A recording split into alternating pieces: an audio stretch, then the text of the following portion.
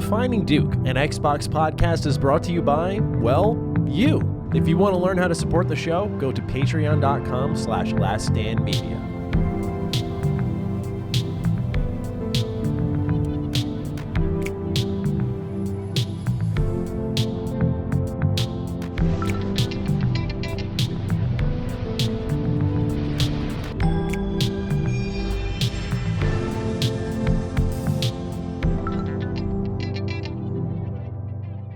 Salutations, everybody. It is Matty here, and welcome to episode 79 of Defining Duke, an Xbox podcast. As always, I'm joined by the man with many shirts, Lord Cognito. What's going on? What's going on? We got a rep for the occasion. What's going on, man? Yeah, doing good. I'm doing good. Happy to be back. You know, I came back from Chicago. Had a good trip mostly. You know, last day we had some unfortunate things, but thanks for everybody that checked in. Matty, thank you for checking in, see how I was doing. But yeah, man, got a chance prior to that to see some gaming friends and people that rolled up on me. That was cool. But some R&R, much needed. Because for me, a lot of my vacations are not vacations. My vacations are generally travel for work, or it's a gaming convention and you got to go home now, you got to rush put up coverage. So it felt good that I just did everything for me and then relaxed and slept. So yeah, shout out to the Shoutout. They got some good food choices. I have to give them their credit. They still never gonna win the pizza battle. I was about to ask if you indulged in some pizza. Yes, all right. Shout out to me now. Shout out to Rand Outdoor. I learned some I met up with Rand. Oh, you did? All right. Yeah, me and Rand hung out. Nice. Yeah, finally got that done. That's long overdue. So me and Rand met up, and Rand was outside. Literally. You know what I mean? So, but he showed me tavern style Chicago pizza. Now that is amazing. Palermo's.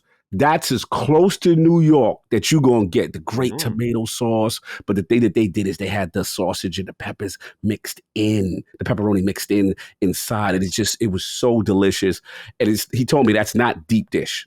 So deep dish is what I have a problem with. I don't like deep dish. That's lasagna. That's not pizza. You know what I'm saying? But tavern style Chicago pizza, that's the one Chicagoans need to be represented. So I did that. I did Portillo's. Amazing. My Italian beef sandwich. So, it's great. The chocolate cake shake. I'm going to have to run like 2 miles. It's like drinking liquid cake, chocolate cake. It's amazing. That's intense. And then the last one I'm going to shout out was Super Dog.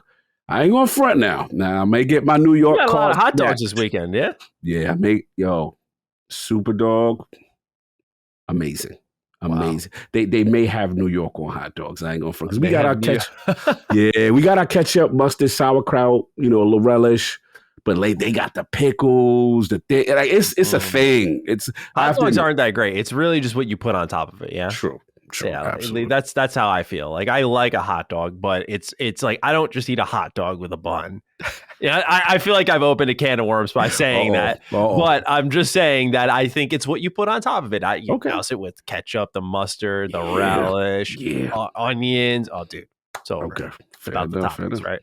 Did Rand drop any scoops for you while you were out there? We were talking. I was kidding, but I bet he did. I got to protect the innocent, but we were talking.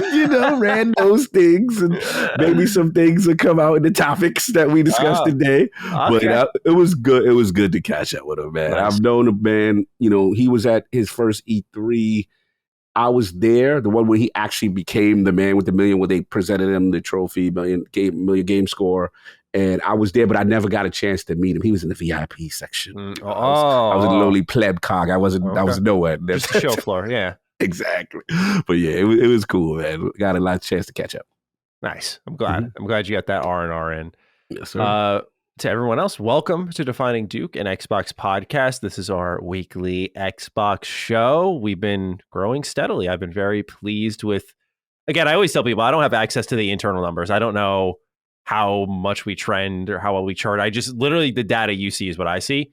So I look at chartable.com, which is like podcast rankings where we're higher than we've ever been. And I look at our YouTube numbers and that's all I got. And I've liked what I've seen. So we're definitely growing. Thank you all so much for tuning in. I do appreciate that. It's through your support in the free feeds. It's also through your support over on patreon.com/laststandmedia, where early access for our show goes live on Thursdays. You also get access to Defining Duke Ultimate, where I did a little bit of a solo episode there on video game collecting. So, Cog, you and I communicate. We were like, do we want to squeeze an episode, you and I, together? I was like, look, you got to travel. Don't worry about it. I'll figure it out. I couldn't figure it out. No one was available this weekend. Everyone was busy because of the holidays and stuff. Yeah. So all of these topics I had planned, everyone was either out of state, away from their equipment, not available, et cetera, which is fine. So what I did was I pulled the ace out from under my sleeve, and I was like, okay, let's do a game collecting episode. Let's just do a Matty S episode. So I sat down. I made more of a video formatted podcast. Like, you'd still listen to it, but like I showed stuff on camera, kind of walking through the hows and whats of game collecting, what I do, how I try to make sure I don't get ripped off, what outlets I use to buy stuff from, so on and so forth. So if you're interested in video game collecting, maybe you've passed by my Retro Rebound YouTube channel where I show off pretty much everything I've collected, then you may want to know the keys to the castle. And I provide all of that insight there. So it's about a 40-minute episode, nice bite-sized episode. You can check it out maybe in a car ride or something and enjoy that. That's up for patrons. Last bit of promotion I want to do is our new merch store for Last Stand Media. It's laststandmedia.store. New Duke merch is up there, including the holographic smug Xbot sticker. So y'all using those emotes inside the Discord server, you might want to check it out. You'll be quite pleased with what you see there, but the merch is nice. I accidentally leaked it. Dustin messaged me about that. The black Defining Duke shirt I wore. He DM'd me. He's like, Matty, you leaked the new merch. I was just like, I thought we were okay to wear it. I had no idea. So I spoiled a little bit of it on the show. So you've seen me wearing it in the past. Very excited about it. Cog, I know you put an order in. What did you? I got two orders. Yeah, Duke merches. Yeah. I got two. You got to have the backup just in case, you know. So yeah. Plus with my fit, because you know how sometimes you fluctuate in weight sometimes. So sometimes so I had to make sure I've been right in between. But I can't wait, man. We got the logos on deck. You know what I'm saying? That Duke joint. I'm ready. I'm ready to start rocking the merch. Yeah, I want to get the sleeveless hoodie. I'm getting into that tool bag mindset at the gym, and I'm just like, that's gonna be hardcore. That's weird. That guy's serious. Yeah, I love the sleeveless hoodie look though. Like I have I found this. Speaking of merch, there's a site called justsaiyan.com, but like Super Saiyan, and they sell dry fit anime clothes. And and it's really good stuff too. Like it's actually good material. And I saw, dude, I have a full Bardock outfit I wore one time, and I sent a picture of my friends because I always tease them because they know I'm like, you want to talk about being outside? Like I look like completely out there, but it gets me in the vibe. And I was there, and some dude was in the boxing gym, and he was wearing the full Bardock outfit, and I was like, that's my man right there. That's my man right there. Yeah. I didn't want to interrupt him, but I was like, I wanted to tell him like I like that. Did you at least make eye contact, do the head nod? No, because like you can't like this. The glass is tinted from his side, but we can see in. Oh, okay, I got you. Yeah, but they had a Demon Slayer one with a sleeveless hoodie, and I was like, you know what? I'm gonna challenge myself here. I want to like look good in this, and I think I do. So, so that's one thing I'm looking forward to picking up alongside everything else for Sacred Symbols, knockback, stickers, Defining Duke. We're all there. Laststandmedia.store if you want to check that out. Before we get started with all of the fun news, all the laughs and stuff, I just want to say a quick shout out to our friend of the show, Gene Park. News broke over the weekend. Gene has cancer.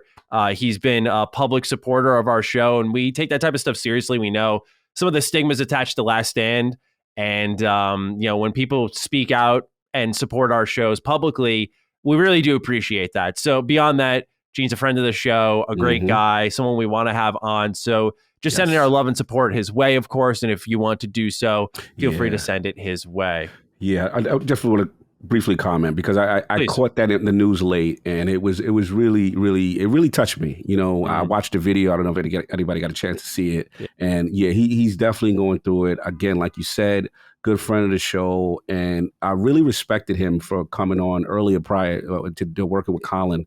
Yes. And, like I said, anybody in the community that's going through it on real life stuff, this is a wake up call. And I love his determination and his willingness to fight. And we're all pulling for him. Because at the 100%. End of the day, good guy, and that's my fighting game brother, man. So salute to Gene Park. Always love, brother. We got your back, and hopefully you beat this thing. Absolutely. With that, let's move on to gaming and our audience write-ins. First thing I wanted to point out, didn't want to use it in the news report, but I think we could have a little discussion on it. Bethesda is hiring Fallout London leads. So this has been a thing that's been happening over the course of the last year.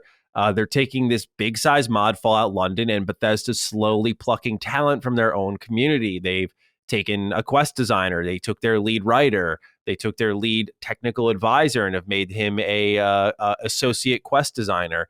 So Bethesda is wisely picking out talent from the budding modding community and putting them within their own studios. And I have a lot of thoughts on this, but I want to dish it to you first on how you're feeling about Bethesda utilizing their modding community to sort of ensure what I feel is like future generations of BGS games are made the same way, if you will. Like we look at a team like BioWare, and I always say that the winds of change clearly blew through that studio. Once Casey Hudson, Drew Karpyshyn, Mark Dara, et cetera, were out, you could feel that, right? You could feel the change in their games. Something was missing. The focus wasn't there on what I think a lot of us learned to love them for in the early 2000s, the late 90s.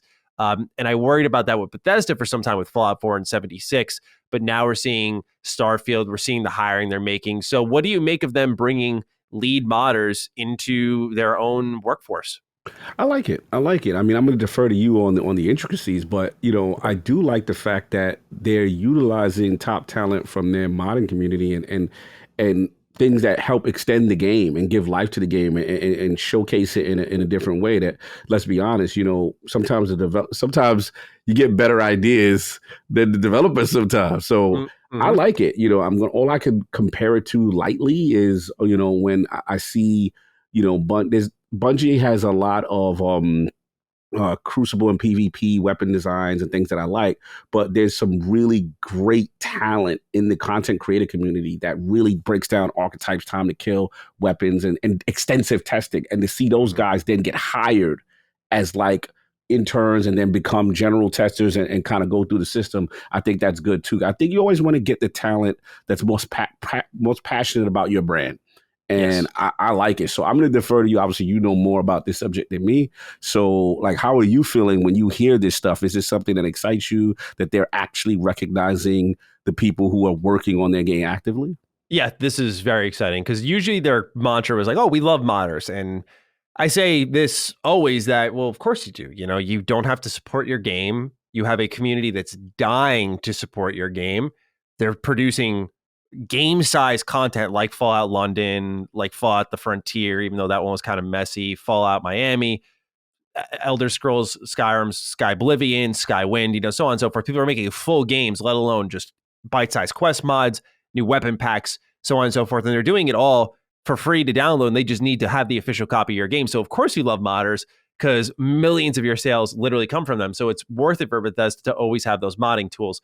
But one thing I noticed was a different energy with Starfield, which wasn't just we love our modders. We want to make sure we have those tools. We got a little bit of that.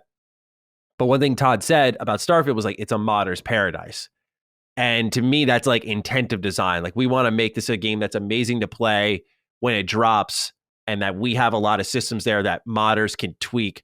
Whole new game modes have been brought into Bethesda Game Studios titles, like survival mode was something that was brought in by modders, and it was really hardcore in Fallout and Skyrim. So they really give these games life.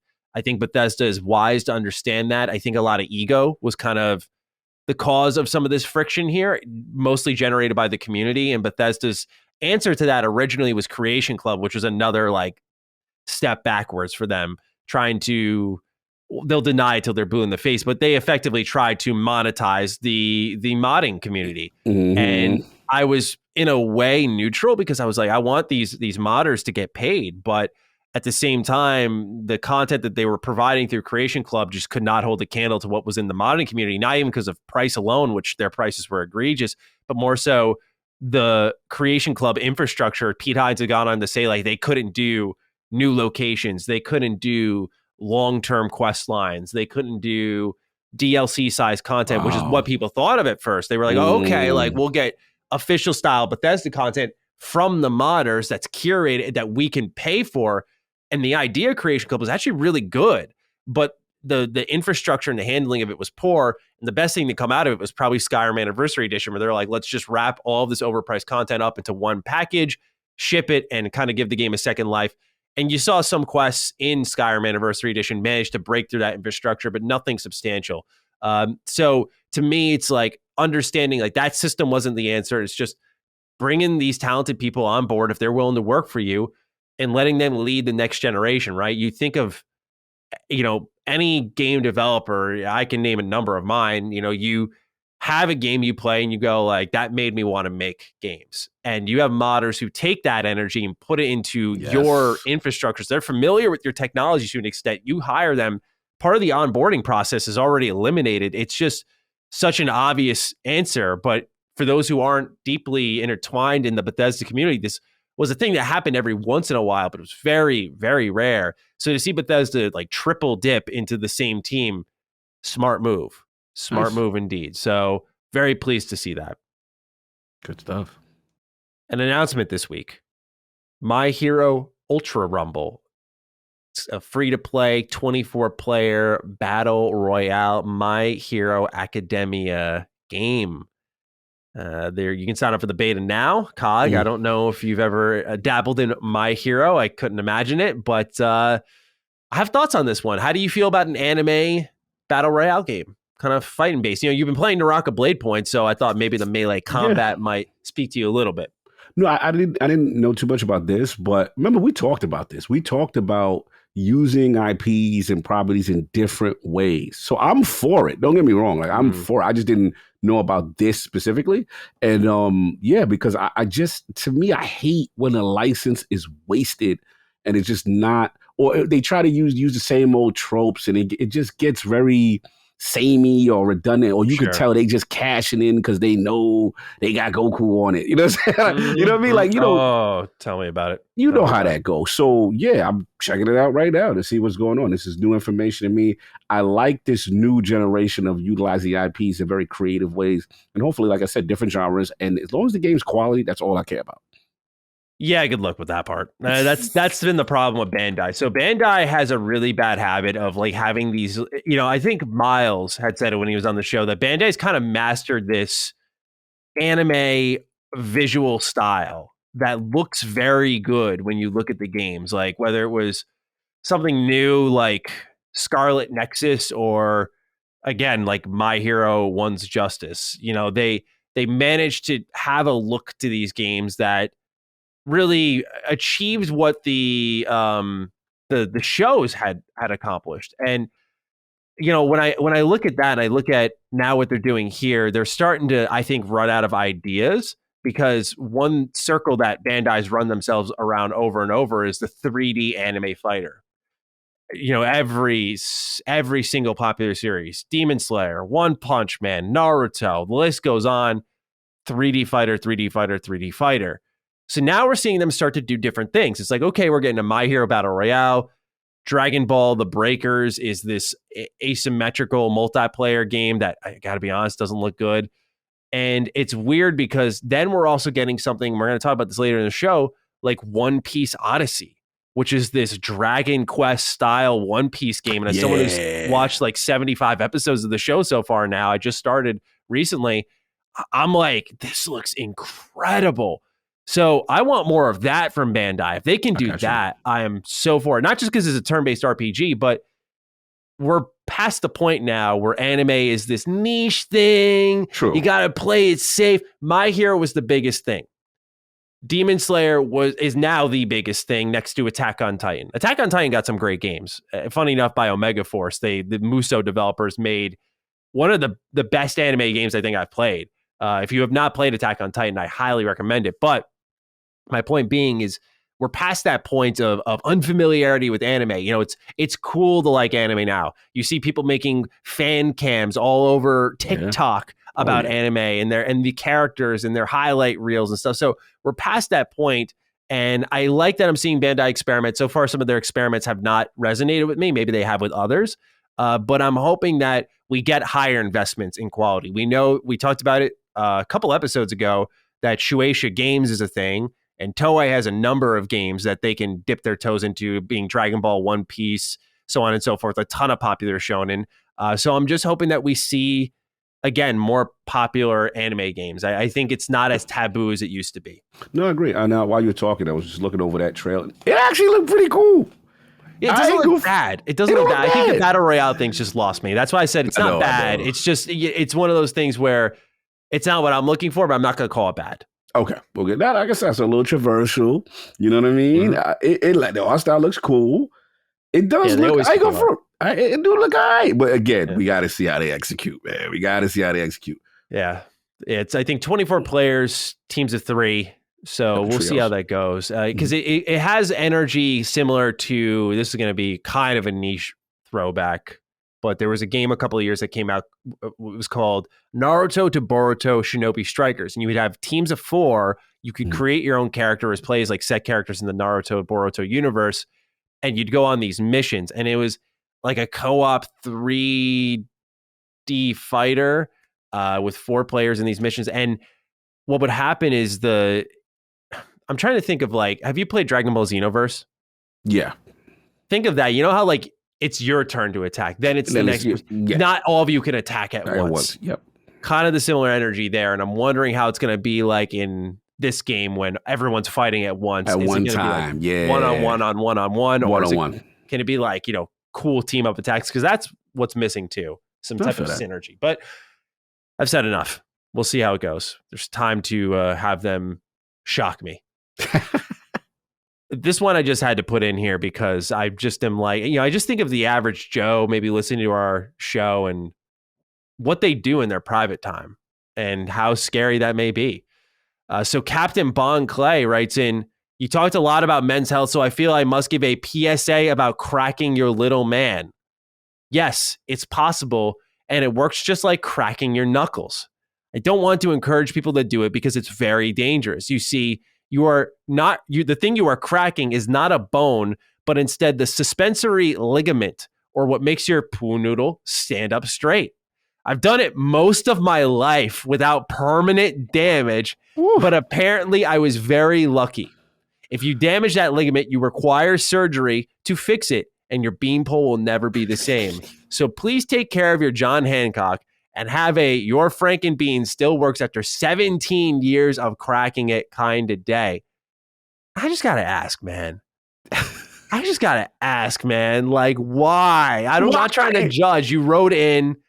I'm not going to put you on full blast here and be mean, but like you're cracking your penis, dude. Like, I don't know how else to put it, but why? Something happened here and I don't get it, Cog. Bring me down to earth. I don't understand. Like, I'm trying to learn, like, how we get into this level of where we need this level of functionality. Like, what happened that we made a determination to say, you know what?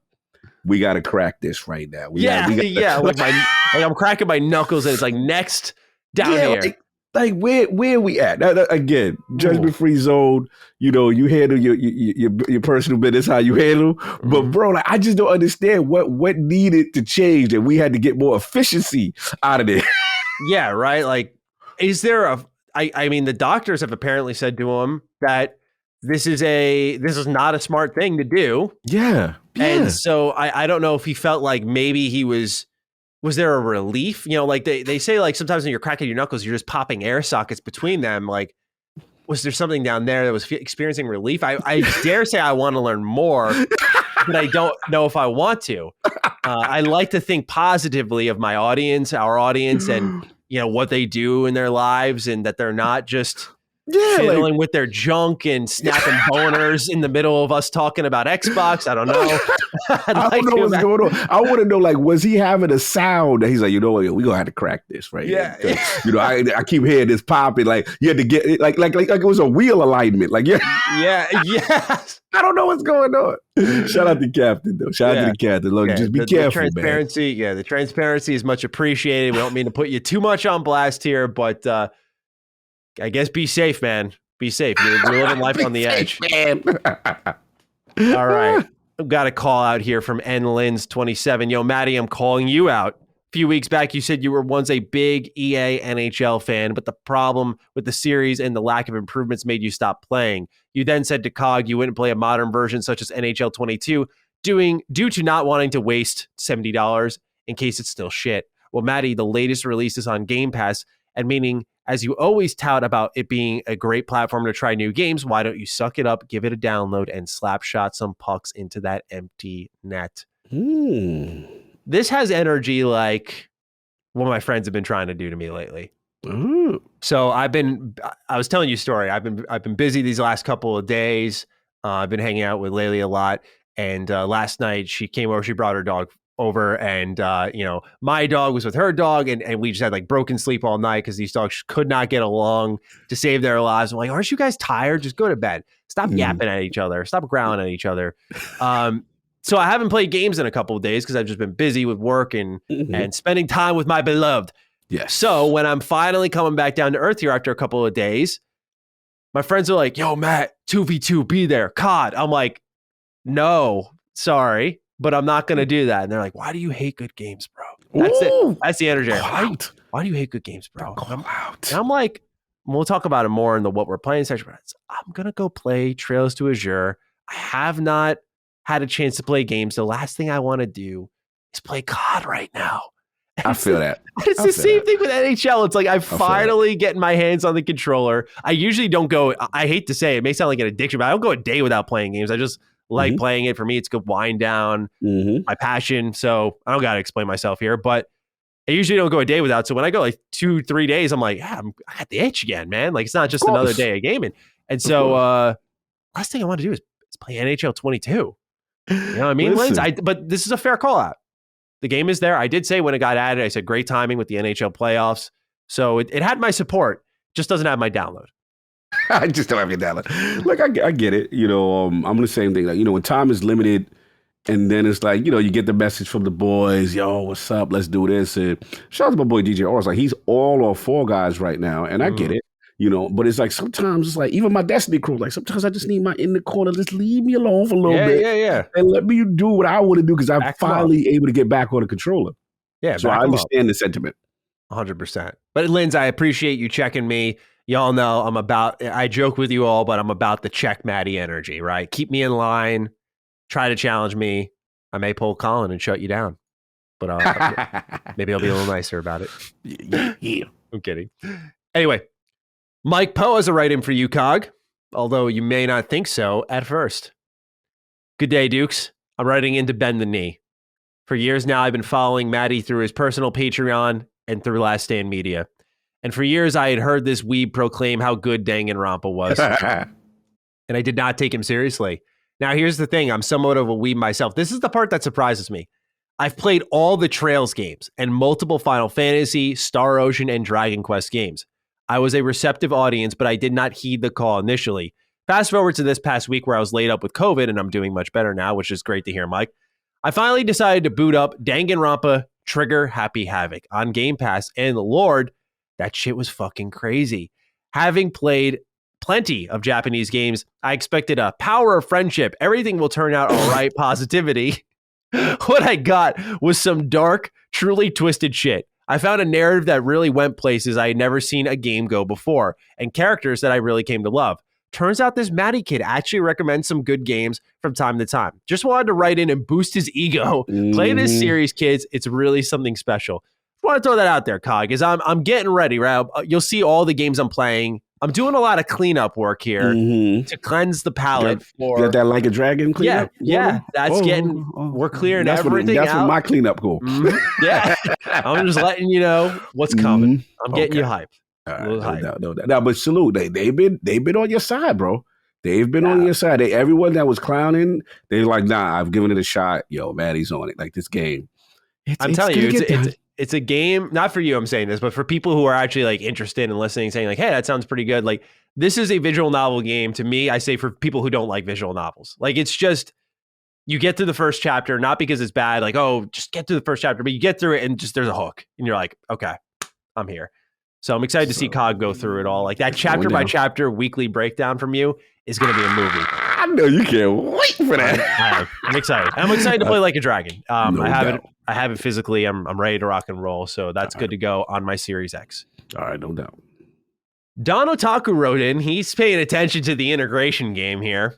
What up, G Fuel Matty and Advanced GG Cog? I saw that Matty just got sponsored by G Fuel Hydration, and the Iron Lords have been sponsored by Advanced GG for a while now. I've been using Advanced GG for a while and liking it a lot, but I can't say I'm not interested in the G Fuel line also. You guys are now sponsored by two competing health drink mixes. Will this eventually pit you against each other? Will G Fuel make Matty exclusive and forbid him from doing a show with a GG endorser? Does Cog secretly resent Matty because he's moving in on his powder pushing business? Will there be a power struggle between Tommy and Ghost? I mean, Matty and Cog, which will result in the two Dukes becoming enemies. Find out on the next episode of Powder Book v Defining Duke. Yo.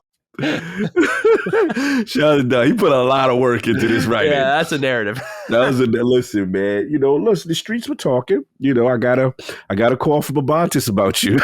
Wait, really? Bro, real talk. Abantis said, yo, what's going on with your man? Oh no! I said, "What are you doing? What happened?" He's like, he was down with the G Fuel, whatever. So I said, "Word." I said, "Oh, congrats!" Listen, man, look, two powder pushers can There you go. Put it up, right? Mm-hmm. Two powder pushers can coexist. We got to. It's like the rules of the street. He sells over there. I don't infringe on his business, and I sell over here. And we learn. It's like mob families. You got to learn to coexist. It's territorial. Mm-hmm. No, I'm just joking. Now, salute to you because I know you're very particular about your brands and what you associate with. So I'm first of all, they could have picked a better poster child, you know what I'm saying, to actually support a product. And yes, they are the competitor, you know what I'm saying? So we 1 and 2 in there. It's a little, man. I got no problem with it, man. He's doing his thing. It is funny, though, that these references is hilarious. So shout out to Don. Absolutely hilarious. But as long as the product is doing what you needed to do, that's what's Yes. Flavors are so good. They just gave me, it's in the other room. It doesn't matter, but they have like custom shaker cups, and that's been like my favorite thing about them. So I have an Elden Ring one that I bring to the gym a lot. They also saw my reaction to Battle Network, and they sent me a Mega Man shaker cup. Oh, it's over. They got you. And it's funny because I saw it. I gotta grab it. Give me 1 second. Go grab it. I got the. While you doing that, I'm gonna tell them how Advance got me because y'all know I'm such a Destiny fan.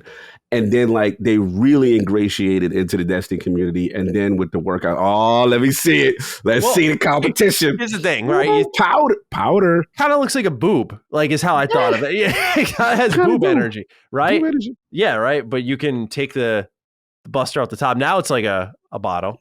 But yeah, no, it's great. I mean, I love Mega Man. So, but yeah, salute. The reason I wanted to show it is because, it's definitely got boob energy. They got him. They got my boy. No doubt. Salute, man. All right. With that, let's talk about what games we're playing. Cog, I'd love for you to go first. You got an interesting collection here. Yeah, man. So it's been a lot of travel, obviously, this week. So, I'm sitting in the pile and, we talked, can't talk about it. I talked with Chris and we talked about streaming and how certain games really fit well with it. So I was looking at the backlog and I'm like, you know what?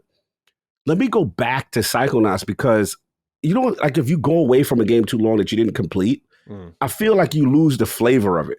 So I said, let me just go back to the beginning, start over. Oh. So I was getting my Rasputin on, you know what I'm saying? Get my little creating a little psychic ball, walking over my thing, and just messing with the powers and the writing. It's really good. The game really was phenomenal on cloud. It really does. I'm in the hotel using hotel Wi-Fi. I'm rocking and rolling. I was doing that. And then, definitely I'm going to get back on my Psychonauts game. I want to get that cleared up. That game's great, man. As Dusk Falls, you know what I'm saying? Obviously getting close to release, but I'm in the kind of the preview, first 2 chapters. I'm in there, and what's cool is I got my best friend Paul, who it's his birthday, but he's not a gamer at all. So I'm like, yo, I want you to play this with me. And what's cool, again, it's that Telltale's type energy, but it's cooperative. And then we have this mechanic that I can overrule him like, nah, fam, we need to make this decision because this is the right way to go. And to see things go left and to see how many outcomes it is truly great writing. So he's doing that. Nice. And then, of course, I'm still with my Naraka, man. Still with I'm getting better. I found the Shaolin Monk class. And like I said, I really like the abilities. And now I'm really getting my customization on. The thing with this, they kind of start you slow. I like what they're doing in Battle Royale because they start you slow and it's more bot-based initially. But as you keep playing, then they really and you can tell the difference when it's a real player in there. You tell the difference. So the key right now is working on what weapons, ranges to use at certain distances, utilizing high ground to my advantage, and then also, sometimes you just gotta jump people. Sometimes you got to stay with your team and jump people. But what I like, there's a very counter-based system with abilities and the different classes. So I'm learning it, still sticking with the rock. And I feel like part of me feels like I got to support this game. It's melee, it's combat, it's fighting. And on top of that, a battle royale. So I could get a couple of quick matches in and I'm not, taken away from a lot of other things. So the Rocket Blade point, I'm still rocking with it, man. And shout out to, I think, Don on top. He saw me playing it. I had brought it on. I had little man on the plane with the X screen, waiting in the airport, plugged it. Everybody was looking at me. It was like, yo, what's that? Call some attention to yourself. yeah. Call, you know what I'm saying? But I love Series S for that purpose. Nice. What you been playing, man? You've been playing a lot of good stuff here. Yeah, I've been playing a lot lately. Did some cleanup work. So Trails from Zero is done. Had a lot of questions about this one because their NIS America is re-releasing Trails from Zero on modern consoles, not Xbox, this September. And so a lot of people are asking, like, how am I playing this? There's a Japanese version you can buy on a site called DL Site. And there is this mod called the Geofront mod that you can install that is a fan translation, localization, and I don't think it adds any content, but I bought this, I think it was $15 $20 version of the game, did the mod for it so I could play it because I just have that time, right? There's so many Trails games. 2023 is looking packed, so I'm trying to make that business decision of like, now's a good time to just keep cranking out these Trails games. Not because I feel I have to, I want to, and I'm going to take that chance. So that's why I was like, I'm not going to wait till September. I already did pre-order I think it's $90 limited edition because I love the series. The game was great. It took me 45 hours to complete, but I had a lot of people writing in. Am I playing the PSP version on Vita? Am I playing a localized version? That's what I'm doing. I'm taking a mod from Geofront's team and using it on the Japanese version. So that's how I played it. I couldn't wait, so I was very pumped about that. And I am looking to Trails to Azure. And that was from a different site. That was Joyland. My friend's been guiding me around this. Trails community is like fascinating. Same business though. But yeah, so I've been hopping into Trails to Azure. This is it's gonna be my seventh Trails game. And dude, the start to this game. I won't linger on it too much because we're getting to the point now where like there's all these stories are tying together and it's hard for me to talk about it without spoiling anything. Let's go. But just all I'll say is the prologue to this game. I had a legitimate like, no fucking way moment. And that's rare for me. I'm a very, as people can tell, I guess, emotional, energetic person. But when I'm playing games, like if you've ever watched me stream, I look like I'm dead inside. I'm like, just my head slightly down, my eyes are up, and I'm just dialed in. So even if I'm hyped about something, I'm usually not showing it on my face. So for me to like, oh my God, and like lean back and everything, yeah, it's a huge moment. So I was very hyped about that. So I've started that. Miles Morales. Played Miles Morales. I wanted a little palate cleanser, right? This was after I finished Trails from Zero. I was like, let me finally get to this. I bought this when the PS5 came out, and I just never got to it. I was in the mood for more Spider-Man. Fired this up. It's good. I think what I learned with this is the culture here is super important. The culture and representation in this game is excellent. Yes. Really good. Like really on the ball there. It's been something no, please go ahead. 1 second. Please go ahead. For me personally, I'm curious the rest of your synopsis. It's funny you said that because for me personally, like even the title screen and he's on the train with the hip hop and the Tim Boot, like it's a certain New York vibe. Yes. From Puerto Rican culture and stuff like that I really resonated with. And a lot of my friends who are Puerto Rican really resonate with that game because I felt they took attention to detail with that. But I'm curious about the rest of the game and how you feel about it though. I mean, that was immediately apparent. Like I could just tell like, I'm a white guy, so I can't relate emphatically, but like I totally see what they did and I really respect the efforts they went to. Otherwise it's a great Spider-Man game from Insomniac. I just say it's good because I don't think it was really short. I'll just say that. Normally I don't care about game length. This is a quality game. There was more to do in the open world, but it to me showed just how important the story in the first Spider-Man was to me because I knew I loved that story. I knew it was one of the better Spider-Man stories ever told. I thought it was emotional, impactful. And this game has a different type of impact, as I said at the start of this. But for me, like in a storytelling, character development way, there was like one surprise early on that I think I just forgot from the gameplay reveal in the PlayStation Showcase ahead of the PS5 launching. But yeah, it was good, and it just felt short lived. Like I remember I was playing. It's 3 a.m. I was getting ready to go to bed, and I hit the mission point, and they're like, "You're about to enter the final mission. Do any upgrades you want?" And I was like, "What?" I feel like we're just getting started. Okay. So yeah, I was a little disappointed by the runtime for sure. I know it was stitched in the middle of multiple games coming out from Insomniac, so I understand not everything needs to be extremely long, but I felt like there wasn't enough there to develop an impact. But it was about kind of Miles's coming of age story and how he becomes solidified in the Spider-Man universe. So probably in Spider-Man 2, when he plays a bigger role, there's a true reason behind that, and you have lore there, if you will. So good game. I don't think I'm going to go back though. I just kind of was like, all right, beat the story. Not itching to do the open world stuff, but I will say I love the snow. I hope that they have a full weather cycle in Spider-Man 2. I love the snow, man. Just creates a whole different vibe, right? Because we all know as New Yorkers, the snow is gross and ugly and slushy when we're here in the city. But in this game, they capture the more magnificent, beautiful part of it. Is they're slowly resting on the street corners and so nice. So yeah, it really added something to the game. I enjoyed it. Another game I'm playing. Started this one up too. Final Fantasy 12, the Zodiac Age. All right. We had some write-ins in the early DD days about my hatred for this game.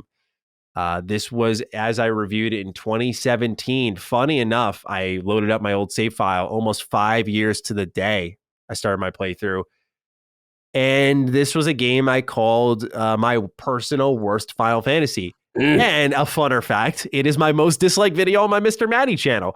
So after seeing how many people really liked my video on Final Fantasy X, it was like a half-hour plus video just breaking down my first official playthrough of that. I was like, you know what? I feel like I've learned so much in the last 5 years. Let's run it back. It's a long commitment, but I was like, let's run it back because I feel like there's too many people who say a lot of really good things about Final Fantasy 12. And I got to imagine in my growing pain days of reviewing and really finding my footing that there's stuff I may have overlooked. And I'm starting to kind of see that. The story is great so far. I'm really enjoying what people have called Final Fantasy Star Wars, and it literally has that vibe through and through. So I've quite enjoyed that. The gameplay, I'm in the middle on. It has a really cool job system. You can pick a variety of jobs for all your characters. And I mean, these names are cool. There's like a time mage who has a crossbow. There's a Bushido. You can give people all these different weapons. And as you kill enemies, you get license points and you can upgrade these classes. So I really appreciate that. The combat is a little autopilot-y. I'm going to have to look into that a little deeper, see if there's anything to help make it more interactable. But overall, liking it more, certainly the second time around. So we'll see how that goes. I'm 3 hours into that. And then not much to say on this one. More Fire Emblem Three Hopes. How are you doing with it? Clean it up. Yeah, clean it up. About 20 hours in. I think I like this more in Three Houses. I'm very surprised to say. Very out there take. I totally get why people like Three Houses more. Just this is answering more needs to me and addressing more of my tastes here with Three Hopes, which is interesting because I'm very much turn-based, and that's what Three Houses is. But I didn't like the whole school system in Three Houses. Thought it was kind of forced. Feel it was fake Persona energy? No, not even, because I'm not territorial of my Persona. Like, I want more. You're bought in school, No, I want more school games, man. I feel like no one takes enough ideas from Persona, is how I feel. And I think someone looked at Persona for Three Houses and went, what if we were the teacher instead? And then they just didn't create the gameplay system to properly support that long term. So yeah, 20 hours into that now, almost done with it, and really enjoying my Azure Gleam playthrough. Okay. Sorry that was so long. I clearly have been cleaning up a lot of games here. Playing games, there's nothing wrong with that. Yeah. Let's get into our number one question for the show, and certainly a hot button topic for our community here. Aaron Shepard writes, hey, Dukes, with the announcement of God of War Ragnarok coming out, on November 9th, 2022. I can't help but think this was done as a light jab at Xbox and Bethesda for delaying Starfield out of their November 11th, 2022 spot. Is this some light corporate competition or reviving of a dormant console war, or just the nature of delayed games having to stagger out their release dates? Have a my delayed game just got disrespected by another delayed game kind of day. So this is something I saw a little bit, not a lot, from the Xbox community. Like, oh, the timing here. What is your read on this? Of course, what does this mean for Xbox? I think is the more important conversation, knowing now PlayStation has a flagship IP launching in the holiday window. But also, do you think that this has anything to do with, like, let's fucking hit Phil Spencer in the gut right here? Yeah. Jim Ryan's just yucking it up. He's like, November 9th. I'm going ahead of you now. Yo, what they doing? What? Yeah. Yeah. I don't think it's as console worry as that. But you look, I will say that, we did on LP talk about this, and there was a big bet that almost happened between King David and Tom Henderson, the writer. He's in ILP. I saw him tweet at yes, at King. Yep, and it was because they came very close. King did not believe God of War was coming out this year. We know there was a lot of skepticism there. Tom was like, "Yo, it's coming." So it was like, "All right, so what you want to bet?" So no, he actually bet King, shave your beard. You got to shave your beard if it drops. So King was like, "Good bet," and he said, "If it doesn't, you got to shave your eyebrow." So that's when Tom reneged. He was like, all right. Because I think, Tom, to Tom's defense, he said, no, I'll bet like a crazy super chat. It was something crazy, like, 500 pounds or something versus you shaving your beard. And King was like, no, I want your eyebrows. That's the bet. Okay. So he wanted, because King wants to embarrass you. That's his thing. So I was like, I don't know, King. Tekken days coming out. Yeah, it's the Tekken. That's what we come from. We got to embarrass you, make you walk butt naked down the street. We got to do something to you so that you really put your faith in this conviction. And so I think there was in King's defense, there was a little trepidation on Tom for not, because if you know, why not? Right? Yeah. So anyway, long story short, to the question. I think that, look, this is a huge, huge release. And Starfield not being there, this is what I was anticipating. Remember about the bottle popping talk. And I said that when God of War hit, Ragnarok hit, it's going to shake the earth, regardless, even if it's a high 80 Metacritic. To the question about the release date, overall, no, I don't think it's tit for tat, but I will say, there is a part of me that feels that now that Starfield, they know is not there. Mm-hmm. There is a part of me that says, hey, if that release window is open and we have it all to ourselves, now that we know they're not there, because if Starfield was coming out, I would be surprised if they put it on that same day. So that'd be really exciting if they did, though. I mean, talk about Titans putting it out. That's a war. That's a war. So yeah, I would say overall no, but the fact that they are gone, it probably incentivized them to stick with that date if that was the initial date.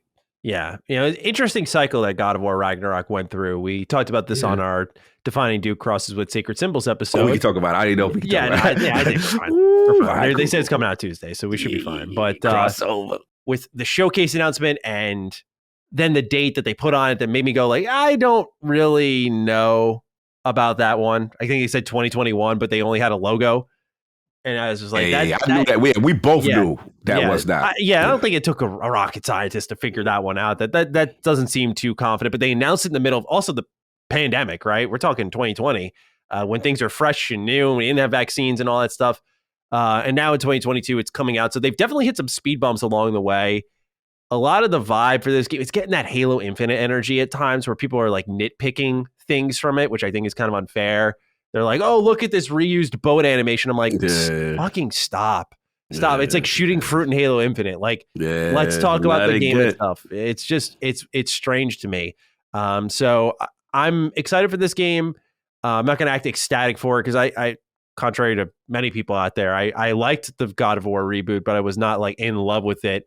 And I talk about that pretty extensively in my review of the game. But yeah, I don't think it's like a jab or anything. I think they know though that there is like definitely an optics level win here, if you will. Yeah, and absolutely. If they could take advantage of that, they would. But I wouldn't call that necessarily a direct jab. Like, hey, this game might not be done, but Xbox will look kind of foolish. Let's put it out here because what would make PlayStation look foolish is if the game came out and it wasn't very good and it Yeah, needed very more much. time in the oven. So Agreed. I don't think it's much to read into, but excited for God of War Ragnarok. And we have something kind of, I feel like we've had all these pieces floating around the holiday window, but we haven't had that, like, this is at the heart of it all. And this is that game now. So we finally have that. I'm glad we do have something like that to look forward to, sort of a milestone game, if you will. With that, let's move on to number 2, Kenneth Kopnick, Dukes. Some folks have discussed the potential of Game Pass on PlayStation. We know they've done some cloud collaborating, but with the launch of the new PS Plus, do you see a world where there's ever a version of Game Pass on PlayStation? If so, how do you see it? This is kind of the crux, or I'm sorry, the core of our conversation here. Is a lot of people have been asking about where Game Pass can go. Been a lot of write-ins about that, so I really want to focus on it. Let's start off with this one, Cog, about a version of Game Pass on PlayStation and possibly vice versa, PS Plus on Xbox. What's your feel on either, but particularly Kenneth's question about Game Pass on PlayStation? Yeah, shout out to Kenneth. I mean, these are conversations that I know Colin has even had on Sacred Symbols in reference to, a world where Game Pass is on PlayStation. And look, I'm not going to say it's not out of the realm of possibility. I will say that, to what you call its model, to the Xbox model, that it's something that they would want, right? Because ultimately, the expression is, wherever devices, wherever Game Pass exists. So I could see a scenario, again, maybe a generation later, 2 generations later, depending on the success of Game Pass and if it continues to thrive, right? That there's a curated version of it, right? It won't be one-to-one on PlayStation because there's a lot of third-party games that they both share, like, for example, Outriders and stuff like that. But there potentially could be. I know this is something Microsoft would want. The question is, does PlayStation allow it? And right now, we're not there. I don't think it's not something PlayStation is really interested in right now.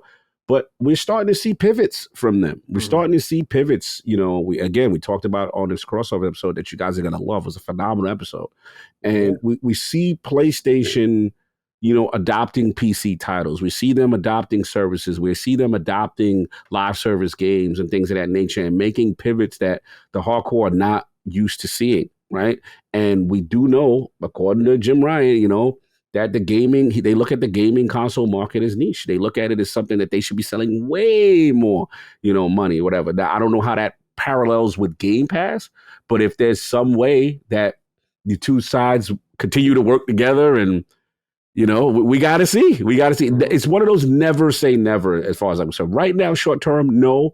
But long term, I'm not going to be in the never say never because, man, the way this industry is changing and consolidation, Yeah, you never know. Yeah, I think as we do see more consolidation, you have to imagine when more and more content gets walled off, that with how collaborative video games as a medium are, right? It's different from, like, are we proposing kind of the equivalent of like Netflix and Hulu saying like, hey, let's just combine together. And we have kind of seen that a bit with like Funimation and Crunchyroll saying like, look, we're covering the same cloth. Let's just combine forces here, and it'll just be under Crunchyroll, and that will be exciting. That's great for the consumer. I don't think we're going to ever see them kind of like mesh together, so to speak, like that. But I could see a world in games where it is very collaborative, and we are the hardest to expose to a larger audience because of, I think, the time commitment and the luxury of it all, the money you have to spend on it. But if you could offer them a cost-effective option that is available pretty much everywhere, where I could be an Xbox player accessing PlayStation games or vice versa, I just think as a subscription service that goes against the very grain of what these things do to thrive, right? They're available everywhere. They come packaged in your TV. They're on your phones. They're on your tablets. They're on your consoles.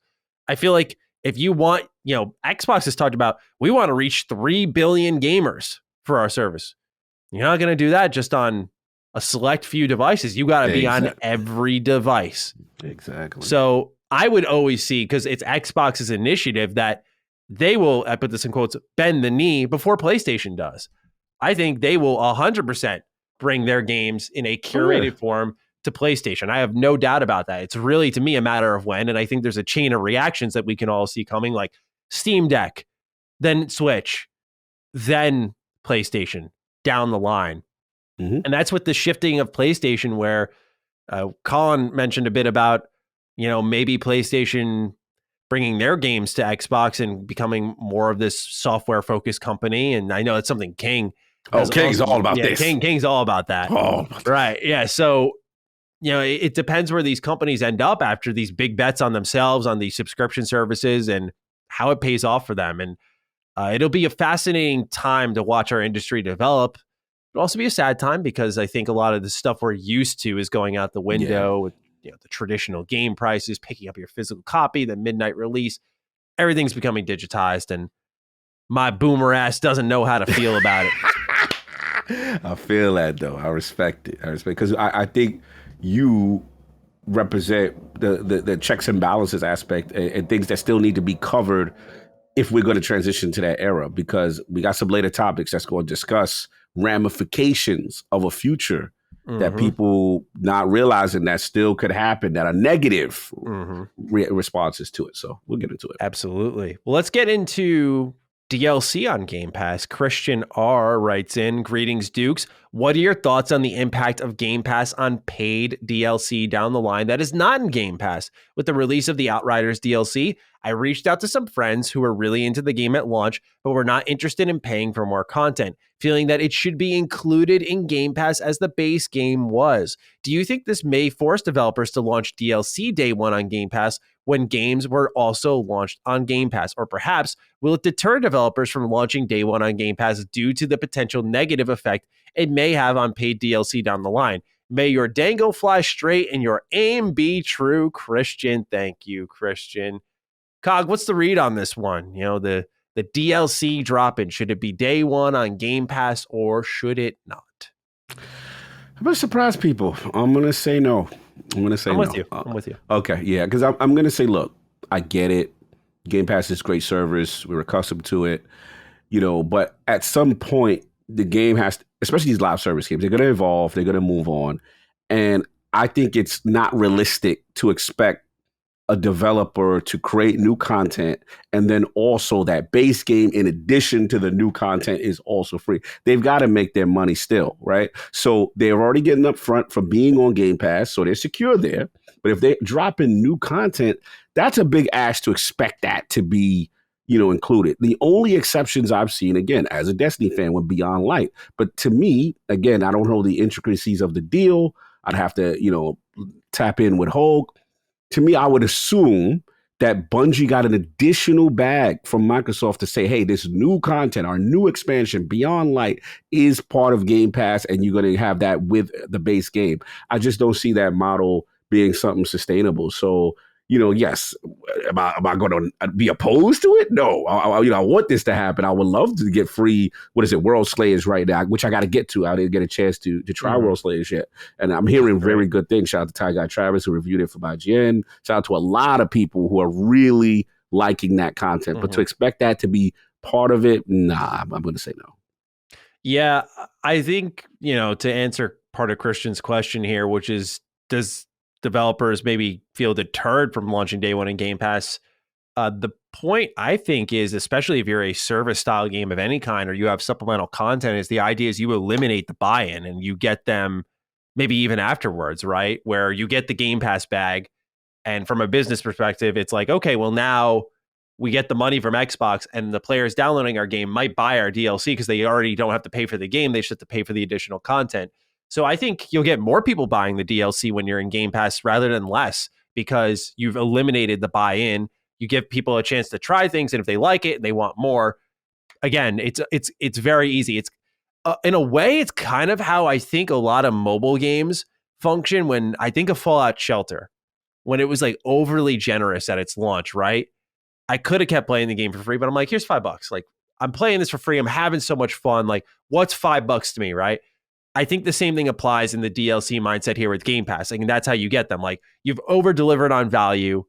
You almost feel like you want to. Maybe I'm speaking for myself here, but, I feel like that would be what happens to me is, well, this is easy. I haven't even bought the game. I could just buy the DLC. So it feels like you're almost getting one over. You're getting a good deal on things, especially because Game Pass gives discounts to things that are within Game Pass. So there is that too. I think it's a great question, Christian. It's definitely something worth monitoring, but I will say your friends just may be cheap. That could be it. I say this because I have a best friend who is extremely cheap.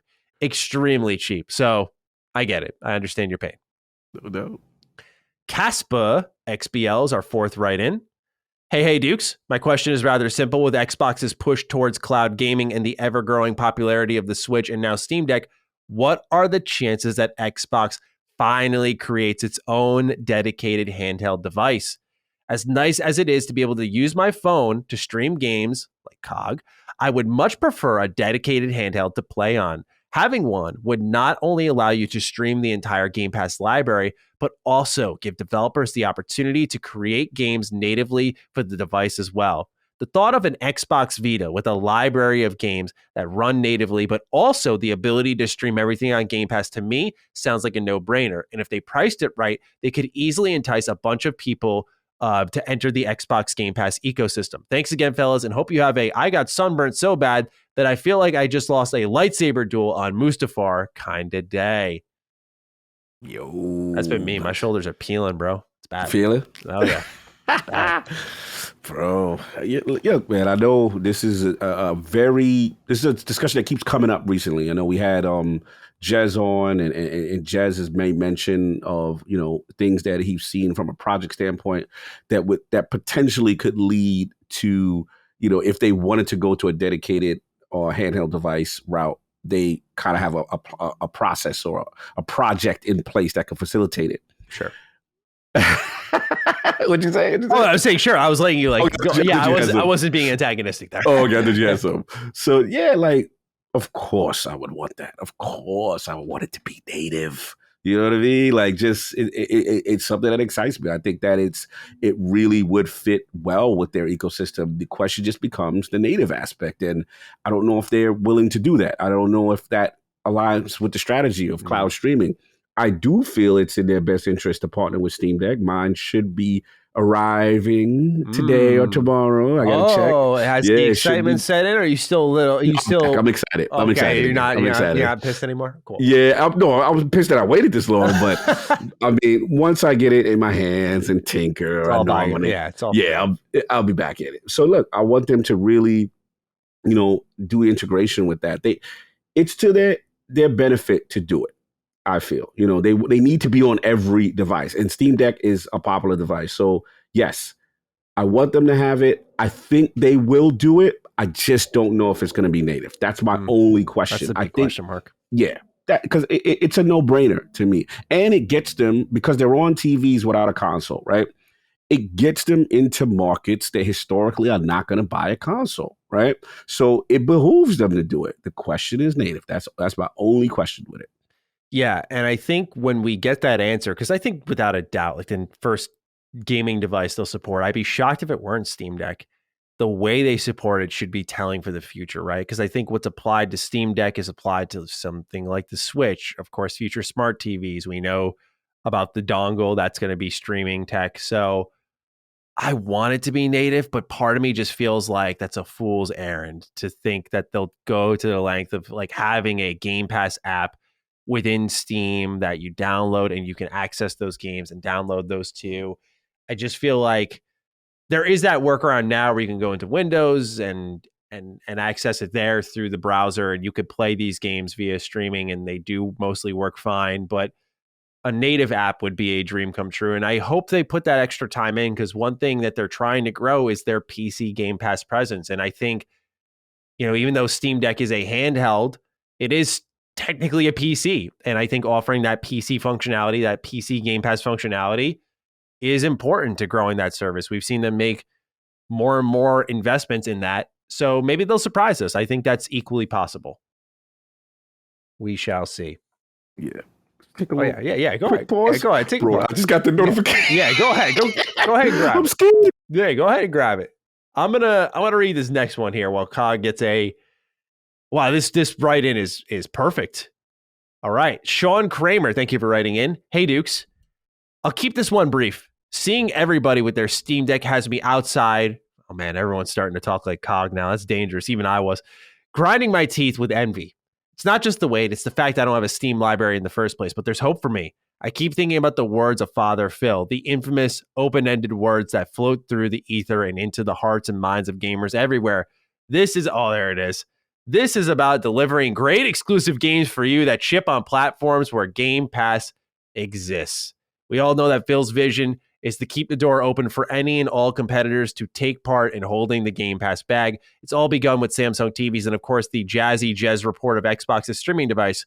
My question for you is on a scale of 1 to 10, how likely do you think in the next 5 years for xCloud and Game Pass to exist on these following platforms? Competing streaming sticks like Fire Stick, Chromecast, and Apple TV, a Steam Deck natively, which we were just talking about, Nintendo Switch Cloud or native Switch Pro support, and Microsoft Game Pass for PlayStation.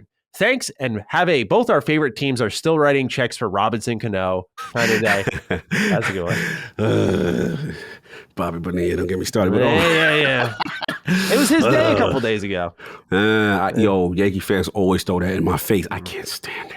Soon anyway, it'll be behind us. Soon. Yes, get that thing off the books. Mm-hmm. Look, so just grab a Steam Deck. Got it from the mail, from the FedEx man. So you literally got a text while we were sitting here talking about it. Bro, the timing of the topic and this, and then the FedEx notification, I'm like, you can't be serious. They're like, it's right there. And, where I live, I just wanted to make sure my device was secure. Yeah. And then, if you want to take a moment to unpack it and put it in the charger, by all means, so it's ready to go after the show. No, you're going to say no? I'm good. Listen, I'm good. My main thing you have it. Yes, to get it out of public hands and into my place. That's where I was. You know how things is in this world right now with the pandemic, with package delivery. Yep, totally get it. So, what is your scale? We'll start off with competing streaming sticks. Scale of 1 to 10 on seeing Xbox Game Pass on Fire Stick, Chromecast, and Apple TV. 9. I think it'll happen. It'll just be a matter of Apple. I know Apple's actually been playing nice with with streaming lately through the browser. Yeah, I think that's a 9. I don't anticipate any problems there. Okay, yeah, I'm with you. 8, 9. Mm-hmm. Apple's kind of the one I'm wary about, but otherwise, I think these are logical next steps after they get more television support. Steam Deck natively. We talked about this a little bit. You had to put a number to it. I'm putting like a 6 for native. I'm gonna go lower. Oh, okay. Yeah. There's no hope for Cog. I think it's like a 4.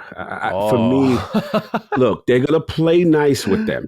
I think with the cloud and maybe a Linux version, if because right now the steps even to play, from what I heard, I saw bro. I got to do some baby. I got to do coding, but like when I saw the steps, they're not as simple as they are just to stream. Mm-hmm. So to me, that shows that they need to work on an application level so that people don't have to do all this work just to get it to go. But I'm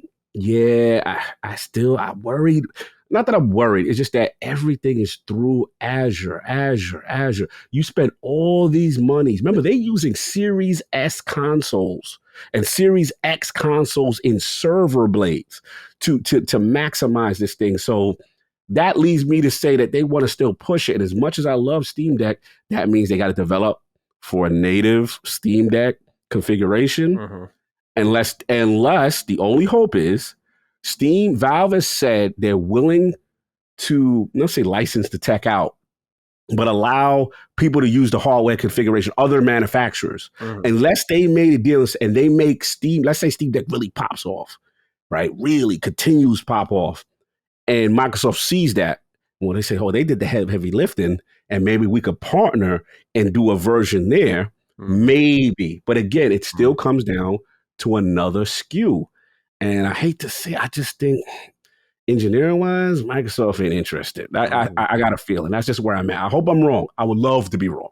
I feel you on that. Switch Cloud / native Switch Pro support. So I guess a 2-parter here, a number for each. Same thing. 4 on the native cloud. I'm going to go 8. I think it's happening. Yeah. It's just Nintendo. I don't know what the holdup may be.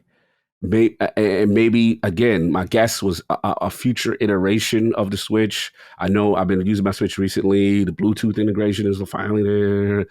Switch is a little slow on tech and basic features of a handheld console. Headphones coming in 5 years later. Yeah, you love that, don't you? Bro, we discovered how to make fires next. I'm like, bro, why does it take so long with Nintendo? So hardware wise, maybe they have to meet in the middle when Nintendo levels up a little bit. But yeah, I highly think it makes perfect sense for those two to play nice. I don't see Nintendo really having a problem with it. It's just get this integration going. But where are you at with that? Yeah, I think Nintendo Switch Cloud, I'm going to put it like a 7. I think it's going to happen, but I just don't trust Nintendo with things that we're supposed to expect from them that just never happen. Switch Pro support is like a 1. Like it's just not happening. And if it does happen, I'll happily eat crow on it. But no. Like I'm not going to get that carried away. We don't even know what this Switch Pro apparently hold in it. There's been so many reports.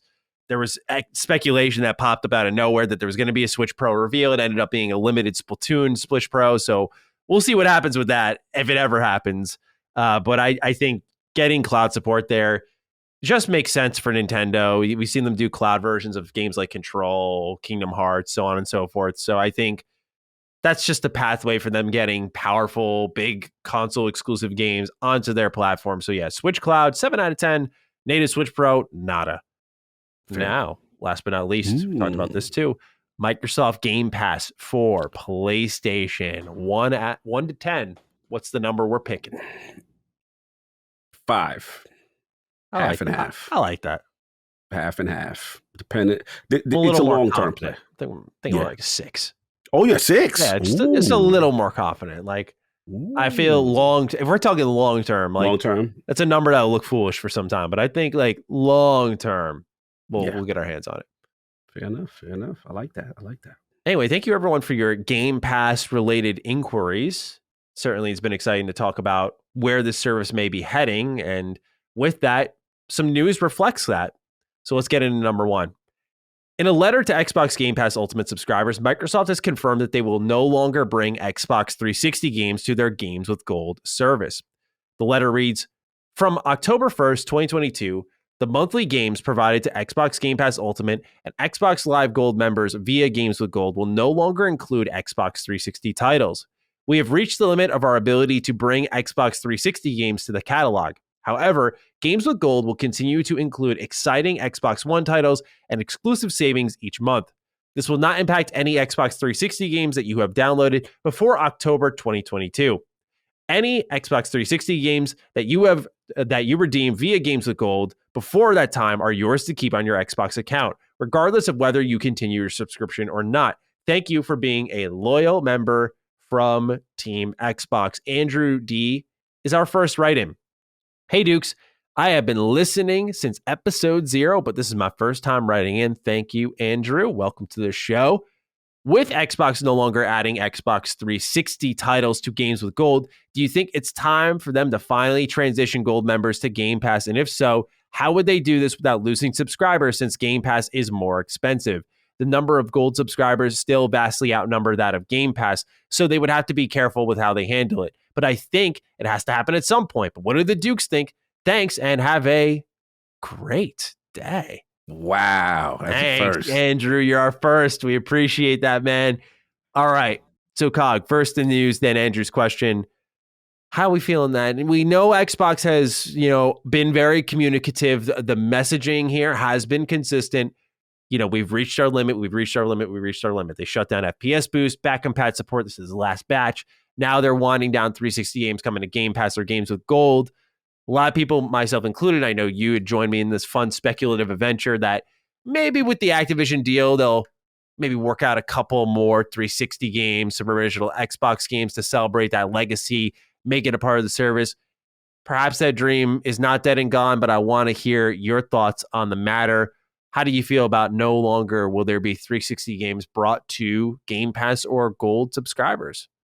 I think we're at the inflection point.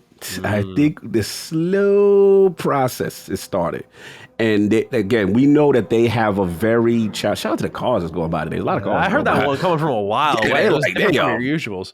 Bro, they zooming right now. This is Forza Motorsport right now. But anyway, I think that we're at that point where we're starting to see the slow phase out into basically showcase how Game Pass has more value than games of gold, right? We're taking away 360 games slowly. Now, to their credit, if you download a 360 game before, you keep it, fine, right?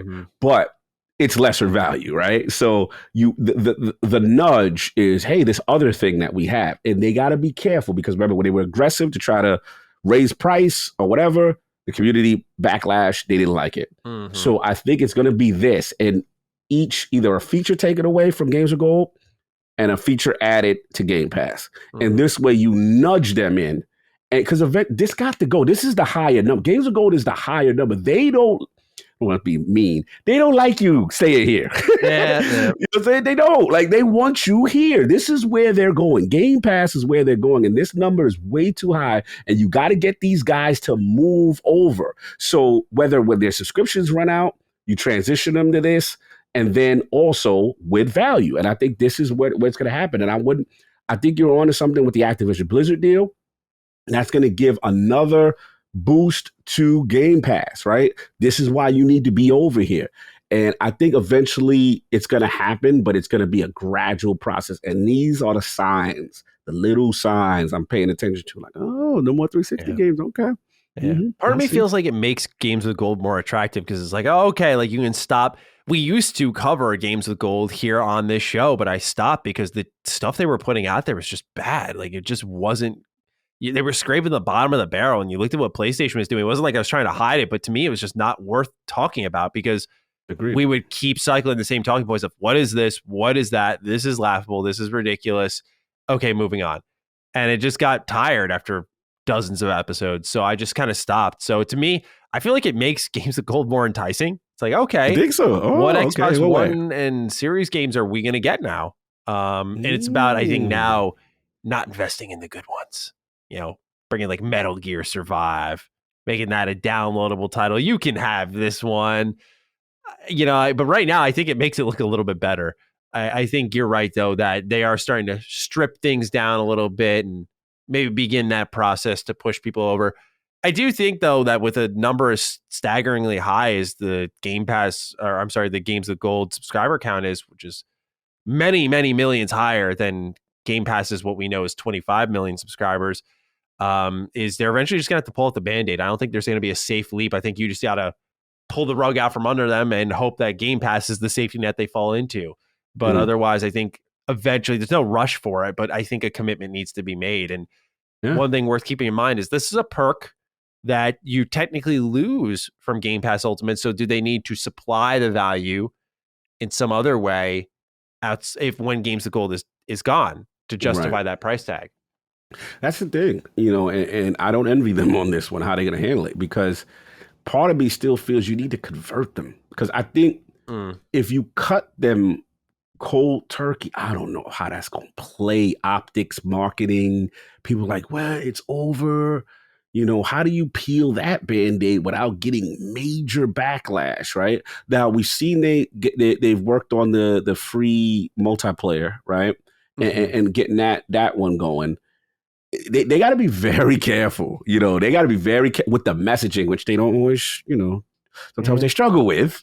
Yeah. So they got to be very careful. Like, hey, you know, from this point on, maybe it's, you know, Games of Gold, guys, you know, the program's going to end, but we're converting you guys to our base tier, but you're still going to have this, and you're still going to get the perks that you had, but you're going to be part of this. And I just got to see how they do it, man.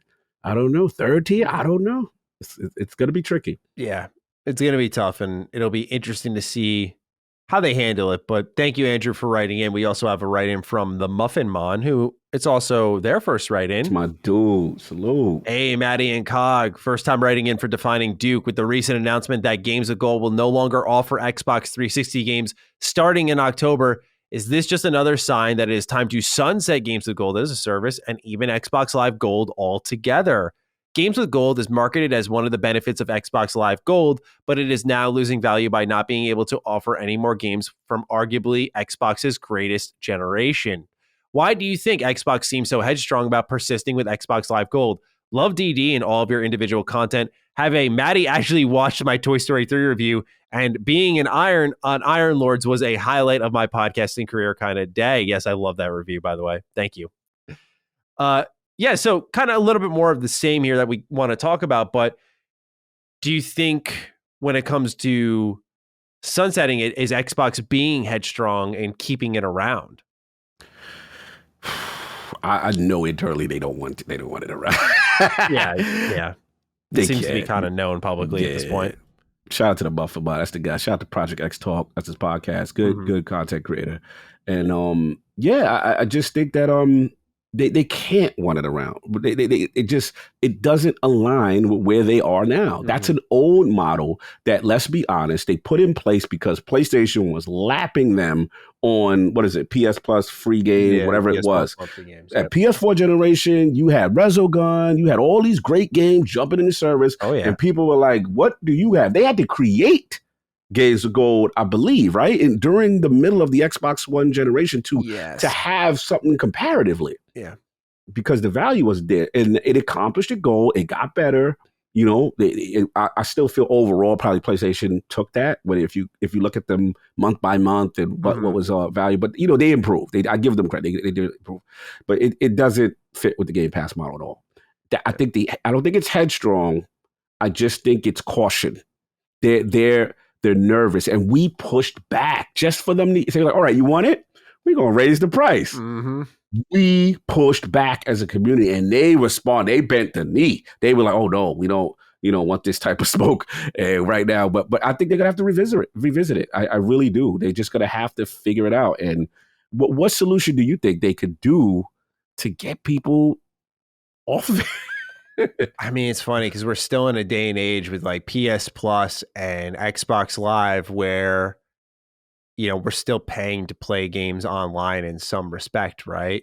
Like the free to play games, for example, that barriers down for Xbox. You don't have to be a gold subscriber, but you have to like be online with your friends and all that stuff. You have to be a paying a paying member of the subscription. But I look at something like Steam where you make an account and boom, you're online, and that's all there is to it. And I think both these companies are going to have a tough time letting go of what's like free cash, man. Like people are just so accustomed to paying for it this way. I don't think they realize that. I'm not a PC elitist. Many people know this, but they're just not accustomed to knowing like, oh, it's just something that's free on Steam. Like it's not something you pay for. You just go online and that's it. And you have access to the storefront. You can play your games. It's just a platform. So I think they're caught in a bind now, and perhaps tying this so closely with Game Pass was not wise. I think one thing they could do is remove some of the online requirements with Gold and kind of make it you're paying for monthly games. So you'll pay $15 a month or whatever, and part of your Game Pass subscription, you now get free Xbox Live. Like that's if you will, like that's no longer a part of the perks, and you just get a roulette of games on top of what's there being added to the service. I think just tearing down that kind of online requirement could unbind things a little bit more, but that's just me riffing. I don't know if that's necessarily a great idea.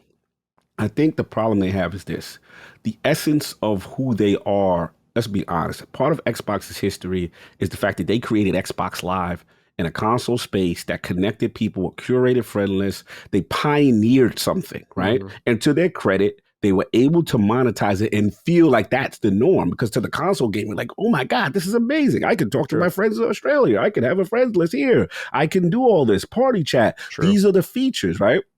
But as gaming is going on, and you see, like you said, PC has no cost of entry, right? And, you know, PC market is growing and stuff like that. It is tough because that is money. Corporations are not trying to leave money off on the table. Yeah, that's, you know what I mean? So dozens of millions of dollars.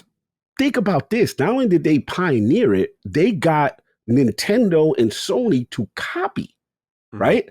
Sony came out with, all right, we got a PlayStation Network. You want to go online? We can have features. We could do party chat. Nintendo, late as they come. But, we could do Here's it. an All app right. on your phone. There's an app on your phone. It's a glorified stalker list that you can't talk to nobody. But, we have a monthly gaming thing too, It's tough, man. Corporations, man. I don't know, man. This is going to be the most challenging thing they're going to have. One of the most challenging things they're going to have to handle. Yeah, how do you get rid of this and then get them over the Game Pass? I just don't know. I don't envy them here. The optimist in me says, well, Game Pass is just better. Like, you'll just find out. But I think that's very ideal. People don't like change. So we'll see. Yeah, we'll see. With that, let's move on to number 2. In the heat of the showcase hype on June 10th, Activision Blizzard perhaps strategically announced that they would recognize and begin negotiations with CWA, or the Communications Workers of America. This was related to the 27 quality assurance employees over at Raven Software, and with a majority voting to be a part of the union, they will enter a collective bargaining agreement.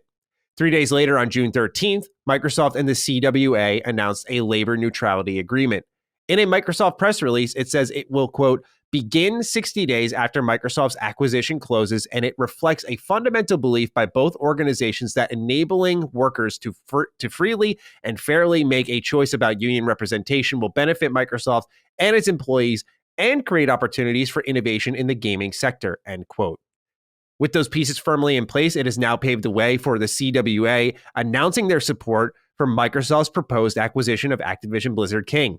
On June 30th, the CWA posted a press release stating that they have sent a letter to the FTC voting in favor of the deal going through, saying, quote, Microsoft's binding commitments will give employees a seat at the table and ensure that the acquisition of Activision Blizzard benefits the company's workers and the broader video game market, end quote.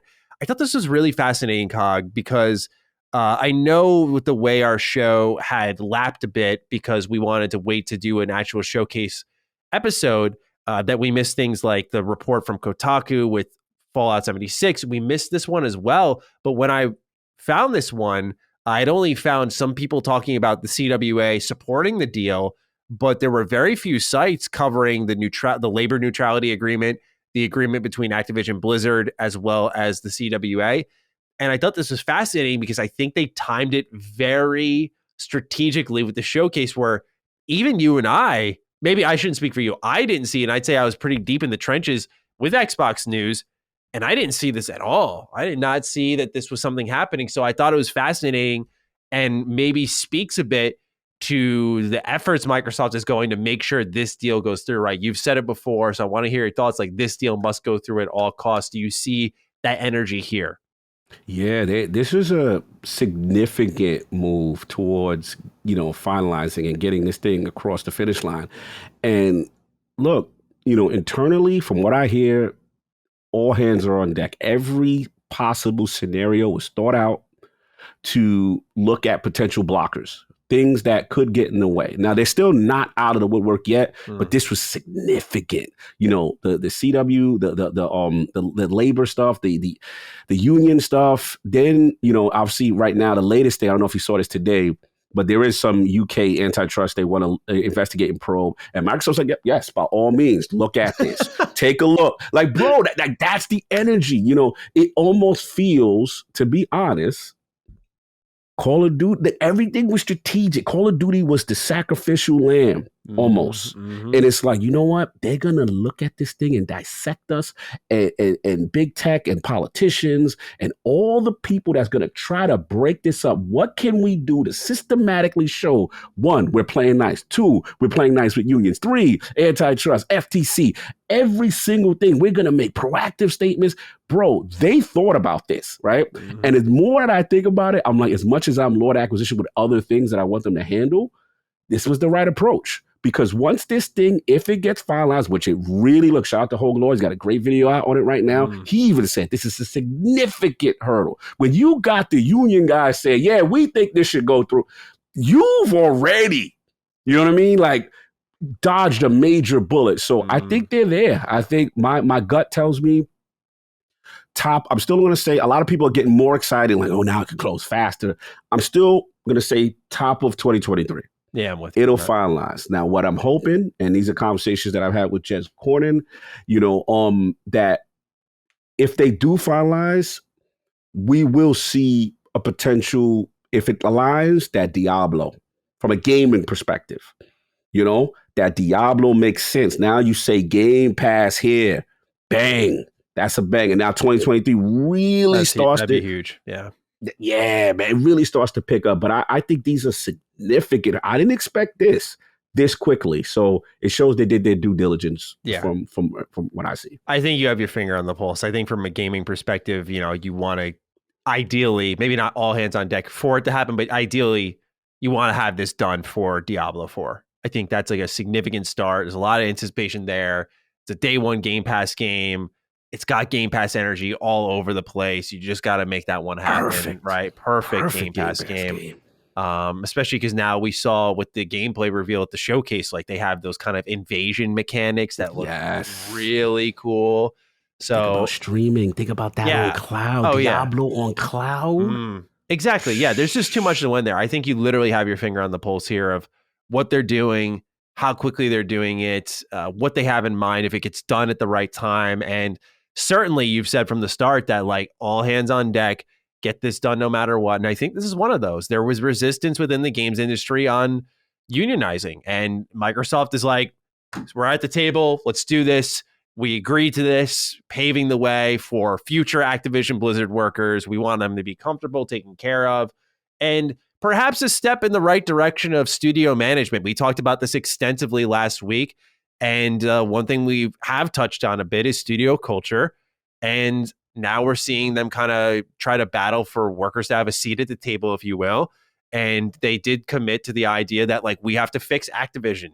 And it's something that many of us have been teetering back and forth on. And I've gone on record as saying like, I don't know, like we've had some great write-ins from the audience about like, well, look at what happened with Bethesda. They didn't seem to be hands-on with them. Look at these studios. What makes you think it's going to be different with Activision? I don't know. But something like this, the proactivity, I'm hoping is that energy that they're going to have when it comes to making these studios better places to work at. So do you feel a little more encouraged by perhaps based off what we had a huge discussion about last week versus what we're seeing here? Yeah, I'm encouraged, because look, ultimately, I always feel it's good when a spotlight is kind of shined on someone to make sure you're doing what you're supposed to do. So ultimately, it goes in the direction of unionizing. It goes the direction of making conditions better for a developer, and especially what's going on in that Activision Blizzard house, right? Mm-hmm. So I think that's the right direction, right? We still got to hold their feet to the fire. The only questions I had, like I said it before when we talk about the crossover episode. I've said it before on previous Dukes, which is, the beauty of hands off and doing. I mean, well, I should say hands. In this case, you're actually doing things. That's good, right? But I do want to see once things are in place, right? How are things going to operate if they don't get met, right? Games don't come out in time, because there's a part of me that feels give them the time they need to create, because that'll make the best scenarios, right? But I do recognize that this is a business too, you know what I'm saying? And how long things will take to create, and maybe they're comfortable with that. But as long as the quality, is maintained and nothing's crazy, and I'm looking at you 343, which we'll talk about later. That's my main thing. That's the thing. But overall, with this deal, their focus seems to be all in on the right things, and that's a good start. So that's where I'm at. Agreed. We'll learn more, but deal's looking good so far for sure. Yeah. With that, we move into number 3, coming soon to Xbox Game Pass. A lot of exciting additions here for all ages. Available right now is The Last Call BBS on PC Game Pass, Yakuza 0, Kiwami, and Kiwami 2 Cloud console PC available now. We'll be talking about that pretty extensively. Yes, indeed. Interesting. July 7th, DJ Max Respect V comes to Cloud console and PC. There are some sneaky day one Game Pass drops in here, although maybe not the flashiest. Matchpoint Tennis Championships comes to Cloud console and PC. This is day one Game Pass. It's, as you would imagine, a tennis game. Road 96, Cloud console and PC. Then we move over to July 14th. Escape Academy comes to console and PC Game Pass. This is day one. My friend Peppa Pig, cloud, console, and PC. Overwhelm goes to PC Game Pass. Paw Patrol the movie, Adventure City Calls, cloud, console, and PC. And then another day one Game Pass drop in Power Wash Simulator, cloud, console, and PC. All right, Cog, anything standing out to you here? What are you feeling? I think Frog's going to address what my thoughts are, so I'm going to save it for Frog. All right, so let's get into Frog's writing. Hey, Dukes. So seemingly out of nowhere, Yakuza 0, Kiwami 1, and Kiwami 2 all returned to Game Pass after leaving the service a few months ago. Based on how the service works, I assumed that once those 3 games in the series left, they would not return. However, with Sega adding them back to have the full series on Game Pass once again, and with the Persona news from a few weeks ago, what do you think the likelihood of more Sega franchises being put onto the service is? Cog, I see you, bro. I'm loving the energy. If not new franchises, does this increase the chances of more day and date games from them in your eyes? Thanks as always for the great content, and have the Sega partnership is only for Azure kind of day. P.S. The Somnium Files Nirvana initiative is peak fiction and everyone should buy it. We'll talk about that later. We'll talk about that later. Shout out to Frog. Yo, Frog literally was in my head with this question. I read this question. I was like, yo, this is exactly everything I wanted to say. But listen, Matty, we know this thing. It's nothing about games, right? Mm-hmm. This is just cloud tech. People need to stop getting excited. Of course not. That's what I was told. I was like, this is just cloud, Cog. It means nothing. I had to be lambasted on my channel, on Twitter, comments. Yeah, it's interesting. I have to admit, seeing the Yakuza joints come back up in there. Okay. Very interesting. Very interesting. This is a super cozy relationship because generally when things go out, when things come in, it's a limited time, right? Mm-hmm. Developer gets his bag, makes sense. Eventually it comes out. But these are coming back. And seems very interesting. It seems very interesting. Seems like a little bit closer relationship than maybe we may have anticipated because they got their bag. Why go back in again? Yeah. Dude, look, Sega loves Game Pass. I don't know why people would ever deny this, but like they've openly spoken about, they've been the most vocal of any third-party partners of like the benefits of Game Pass to them. You know, 2 Point Hospital was so successful on Game Pass that they're making 2 Point Campus day one. That was supposed to come out a couple months ago. It got delayed. It should be coming out soon. I think August was when it got delayed too. But point being is they are in on this, right? Total War, I think it was on the PC was day one Game Pass. Football Manager, that was a sneaky big one. Day one Game Pass. Yeah, huge game. Exactly. People underrate that game. The Yakuza series has thrived. You want to talk about a JRPG that has thrived on Xbox? Yakuza, because of Game Pass. That exposure is so important. And so, yeah, I do think you're going to see more. I would be shocked. I don't know if they're going to give you a high profile game yet. The jury's still out on that one. Yeah, I don't know yet. But that's a good one. I feel like we're going to see more and more Game Pass support from them. Because right now, you have to admit to yourself, right? Like they've put the whole Yakuza series in there, but none of them have been day one. We've seen them kind of do these. I think Football Manager is technically the biggest one they've done, but we've seen them do safe flyers, right? Yeah. Like, I think something significant would be like Soul Hackers. Again, not to beat my own drum here on like what I've been preaching should happen because it's a month out. But that's a game to me that is like JRPG, kind of answers a need for Xbox. It doesn't look like it's getting the marketing hype it should be. The relationship's there. I think that would be one that kind of marks like they're in on a Game Pass, right? Like that is a Sega-ass game going day one on the service.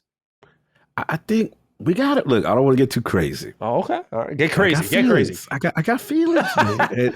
and I just think, like, remember we did our Sega and Xbox relationship DDU. We did an ultimate on this, right? And we talked about Super Game, and we talked about all these initiatives Sega's looking. We saw Sarah Bond front and center and how much she loves Sega and stuff like that. Indeed she does. Right, man. When I see, the re-entry, and it may be a little thing, like, oh, they just put it back. Cool. But in order to, we always talk about nurturing, right? Relationships, right? In order, like, you're seeing a budding relationship here. I'm not guaranteeing anything is going to happen, but if These are the type of things we're going to look back 2 years or a year and if some type of acquisition was to happen, these are the type of things that kind of coalesce. These are the type of things that lead to it. When people love this give and take, and it's beneficial for both sides, right? We know Microsoft is extremely aggressive with Japan and the focus there and what's going on. And you have a partner that's really liking the benefit of Game Pass and now getting Atlas to come over.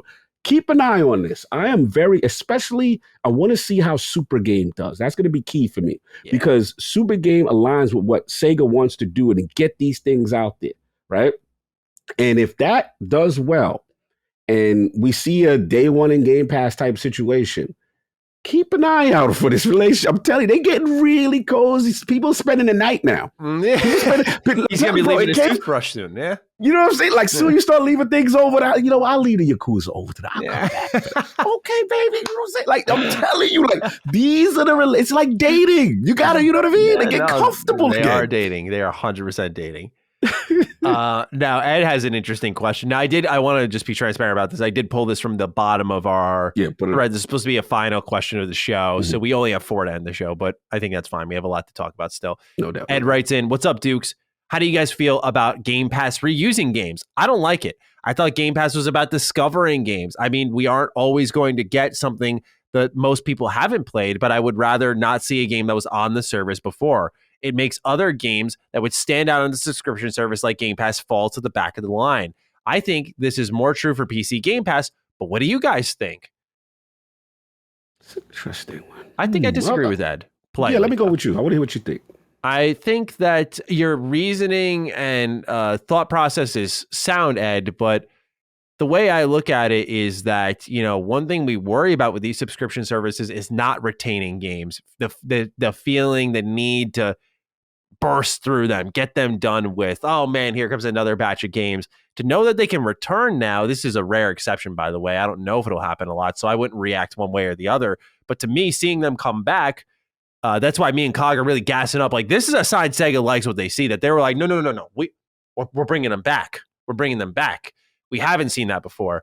But that aside, I think it does allow us to stick with games a little longer. I think it benefits the consumer to have more options. That's what Game Pass is about, is not just discoverability, but options, and not having those limited. So that's what I'm feeling on it. Cog, do you agree or disagree? Yeah, 100%. I think that we also have to get out of the mindset that just because we played it during that window it was available, that the masses did, right? Yes, as it grows. Yeah, very great point. Exactly. So my thing is too, is the closest thing we could compare Game Pass to is Netflix. And even though it's not 1-to-1, because people like to say it's the same thing, and if Netflix is failing, but the difference is Netflix, you can't download and keep the game, the movie. You're not keeping anything. You don't have that ability. So the thing that I think about when I think about Netflix is, like, sometimes, how you go to Netflix, you be like, yo, this series is on it. Now you're like, oh man, it's gone.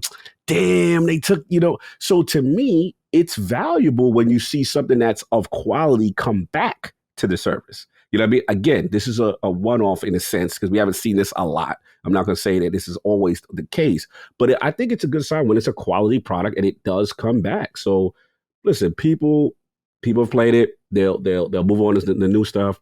And people who didn't get a chance, because remember, you're going to get new subscribers at different interval points.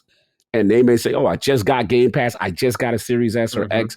Oh, okay. Now I can get it. Because the worst thing is you get it and then the joint's gone. You're like, damn, I was going to try that. Now I only got 1 week to play. It's out of here, kind of thing. So I think it's good. Yeah, I agree. I think it's great to see. And one thing I did want to shout out is we've had write-ins multiple times throughout our show's history about some of the children's games that have been added. And I just want to shout out things like Paw Patrol, the movie, Adventure City Calls, as well as My Friend Peppa Pig. I think they're, for our audience, kind of hilarious. But we did have a write-in last week highlighting that one of the Paw Patrol games was great for a younger audience, plus TMNT. Now you're seeing these two here. So it's just something I wanted to highlight. Xbox has said they wanted more games for a younger audience.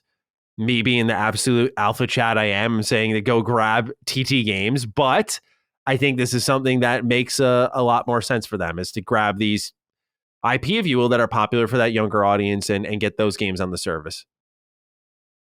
With that, let's move on to number 4 here. This one's interesting. Web3 company Polium has announced its Polium One console which will serve as the world's first multi-chain gaming console. Polium claims, quote, the console will be powerful enough to run high-performance games and will be easy to use for a traditional gamer who doesn't understand Web3, end quote.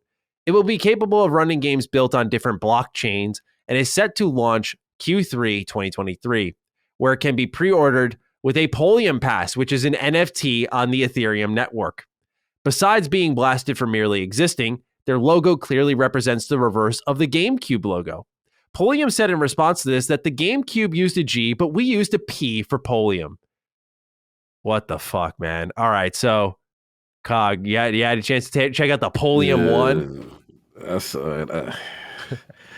good luck with that. I don't know how that's gonna fly. It is of no interest to me, to be honest. But when I saw the GameCube logo, though, I was like, "Come on, y'all are disrespectful." That's so disrespectful. Like, not like this. And then we see the trends right now when NFT has not been trending well. I'm open-minded on the discussion. Obviously, we did a DDU on it. We had great guest, in reference to NFT and blockchain and stuff like that. But gamers are a different breed, man. Gamers are a different breed, and I don't know how right now they have such an uphill battle to try to convince the gamer that this is something they need to invest in, and then the whole ownership aspect. You got that. It's so many. Now a console. I need to see more. I'll be honest. I'm not high on this at all. I need to see more before I could even have a bit of interest in, and they're going to have an uphill battle. That's just how I see it right now. Yeah. For reference on why this thing will not happen at all. And if it does happen, I don't know if everyone remembers years ago, the Soulja Boy game console. That was just like some of the fakest shit ever. Soulja Boy's out there hustling. Shout out to Soulja. Yeah, I love this music growing up, man. But now I just think of that console, and I think of the clip of him at the Breakfast Club. Drake. I love that. And that's classic. Yeah. So this has Soulja Boy energy all over. Yo.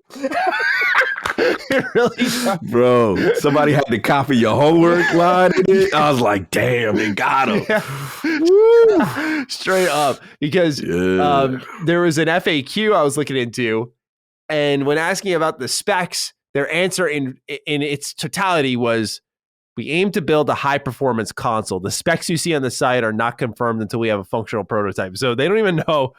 They're just going to make something powerful, according to them. They're like, yeah, we're going to make a thing, and it's going to be high-performing, but we don't know what specs that'll actually be. So, again, these NFT things are such an obvious scam. It's hilarious to look at. And best of luck to anyone dropping in there. The Polium Pass, to me, is like they have all of that mapped out. And there's even a roadmap here that's just it's all fascinating. It really is. And I apologize, I had a typo. I said 2023. It's 2024. Q3 2024. They're planning to launch. But I'm sure that didn't matter to most of you anyway. Yeah. So hilarious news there. This one, I'm very interested on your thoughts. Outlet The Game Post has claimed to have spotted an unannounced FPS mobile game developed in cooperation with Bungie, listed on the LinkedIn profile of a NetEase Games artist. They also have a source claiming that the game has been in development for over 2 years now, and it is a new title rather than just a mobile port of Destiny 2.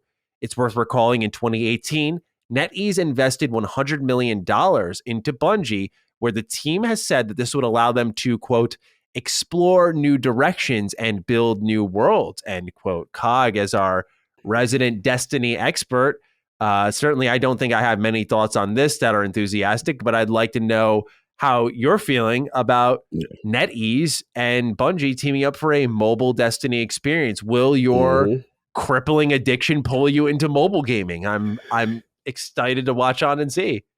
Depends on the implementation. I knew about this for a while. When NetEase, people don't realize after the Activision, this was one of the more underrated deals that went completely under the radar, that they took a bag from NetEase. This is prior to the Sony acquisition, and they got an infusion. They got a cash infusion. But my question was, what you going to do? What you going to have to do for that? Right? Yeah, right. You know what I'm saying? They ain't going to just give you this bag for no reason. So now we know. And, I don't know the details just yet, other than, if it's a Destiny 2 separate experience that doesn't link, I don't know if I have interest in that. I'll be honest. But if there is a linking factor, right? And listen, one thing about Bungie, they want to expand this franchise. That's why the Sony deal makes so much sense. They want to be everywhere. They want to be movies. They want to, keep building it, and they need resources. And they've been ramping up. They've been yelling Bungie from the rooftops. If you look at the developer accounts on Twitter, they are super pumped. They're super excited. Only way this excites me is if there's some type of companion experience that links to Destiny on some level, because I've seen an instance of it in the past with certain games that there's a cool functionality and integration. I don't think Mass Effect at one point had something like that with the multiplayer. I can't remember, but they got to figure out a way. I mean, I'll give Bungie credit though. I mean, their mobile app right now, it's solid, and you could still do a lot of things and transfer stuff with your character and stuff. So they've always kind of flirted. Grimoire anymore, or whatever it was called. Yeah, but when the Grimoire was there, your stories, you could transfer bounties in space now through the app. So they've always flirted with all this stuff. Mm-hmm. Now I want to see what this NetEase thing. Again, if it's integrated, I might check it out. If it's like a dedicated hardcore mobile game where I got to invest money, I'm not, because that's my addiction. Like literally, I had to stop the mobile scene. Like card stuff and mobile, it gets bad with me, especially if I like the franchise. So I have to stay away. Like I have to go. Sounds like me with sports betting, bro. It's like I got to go to meetings, bro. Like true story. It was so bad. One time they had a Tekken card game. Oh, they had a Transformers game. I blew so much money. No. It was so bad. Google called me. Look, statutes of limitations. So Google called me. It was like, yo, we're seeing all these charges, and then on your account. And I was like, yeah, my kid, man. I don't know what happened. Thank you. So it's like, yeah, we could erase. I was like, yeah, my son's crazy, man. I didn't know where these charges came from. Could you remove all this $1,000 worth of purchases on my account? Absolutely, sir. I was like, thanks. Woo! I had a fake son for a minute. That actually reminds me of when I was in 5th grade, and I remember this so well because I shaved my head. So I was just going through something fierce. Imagine me with a shaved head. I know I've had a lot of hairstyles, but rebel baddie. Yeah. I was going through something fierce, I guess, because I remember getting my head shaved and just like I sat down and you thought I was going to get the normal like flip cut I always got.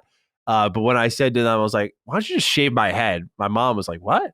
Like, yeah, shave my head. Like, I don't want to do my hair anymore. Nowadays, I'd be like, don't touch. Don't touch it. Leave that. That's the baddie look. Yeah, it's the lettuce. So I remember this specifically because of my haircut, but I was a big RuneScape player growing up. And of course, I didn't have all the grinding tactics down that I do nowadays, but for those who don't know, like farming the cowhides, bringing them to the Varrock Bank, the Grand Exchange, putting them up on the market, making a good profit, all that good stuff.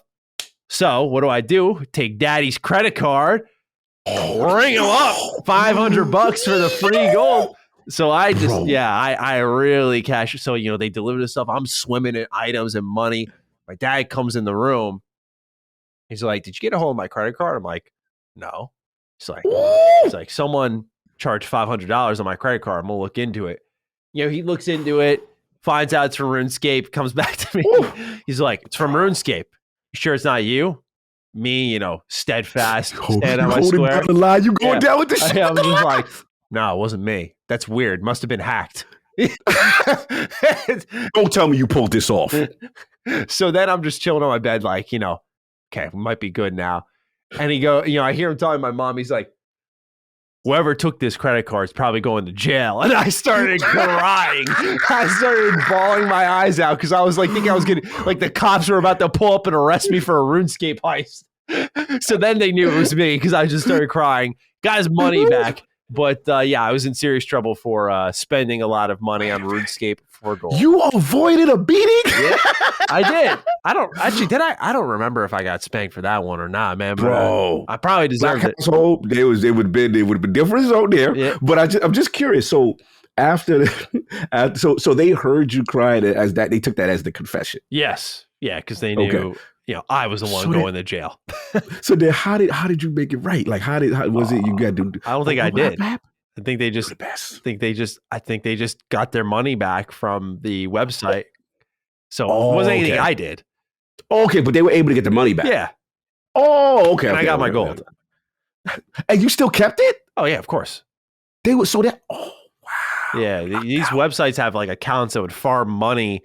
You give them your sign in to your profile. They would sign into your RuneScape account and be like, "Here's X amount of gold." What happened is it became such a problem for the game's economy. Long story short, that they put trade limitations in, so every item had a set value in the game's market. And so if I was to give you like 5 million gold for nothing in return, you couldn't do that for a stretch of time. So they killed those sites. Last I played years ago, that was not a thing, because now people in RuneScape are so nice that I was just farming some U-logs. Some dude pulls up, just says, so-and-so wishes to trade with you. I'm like, let's see what you got.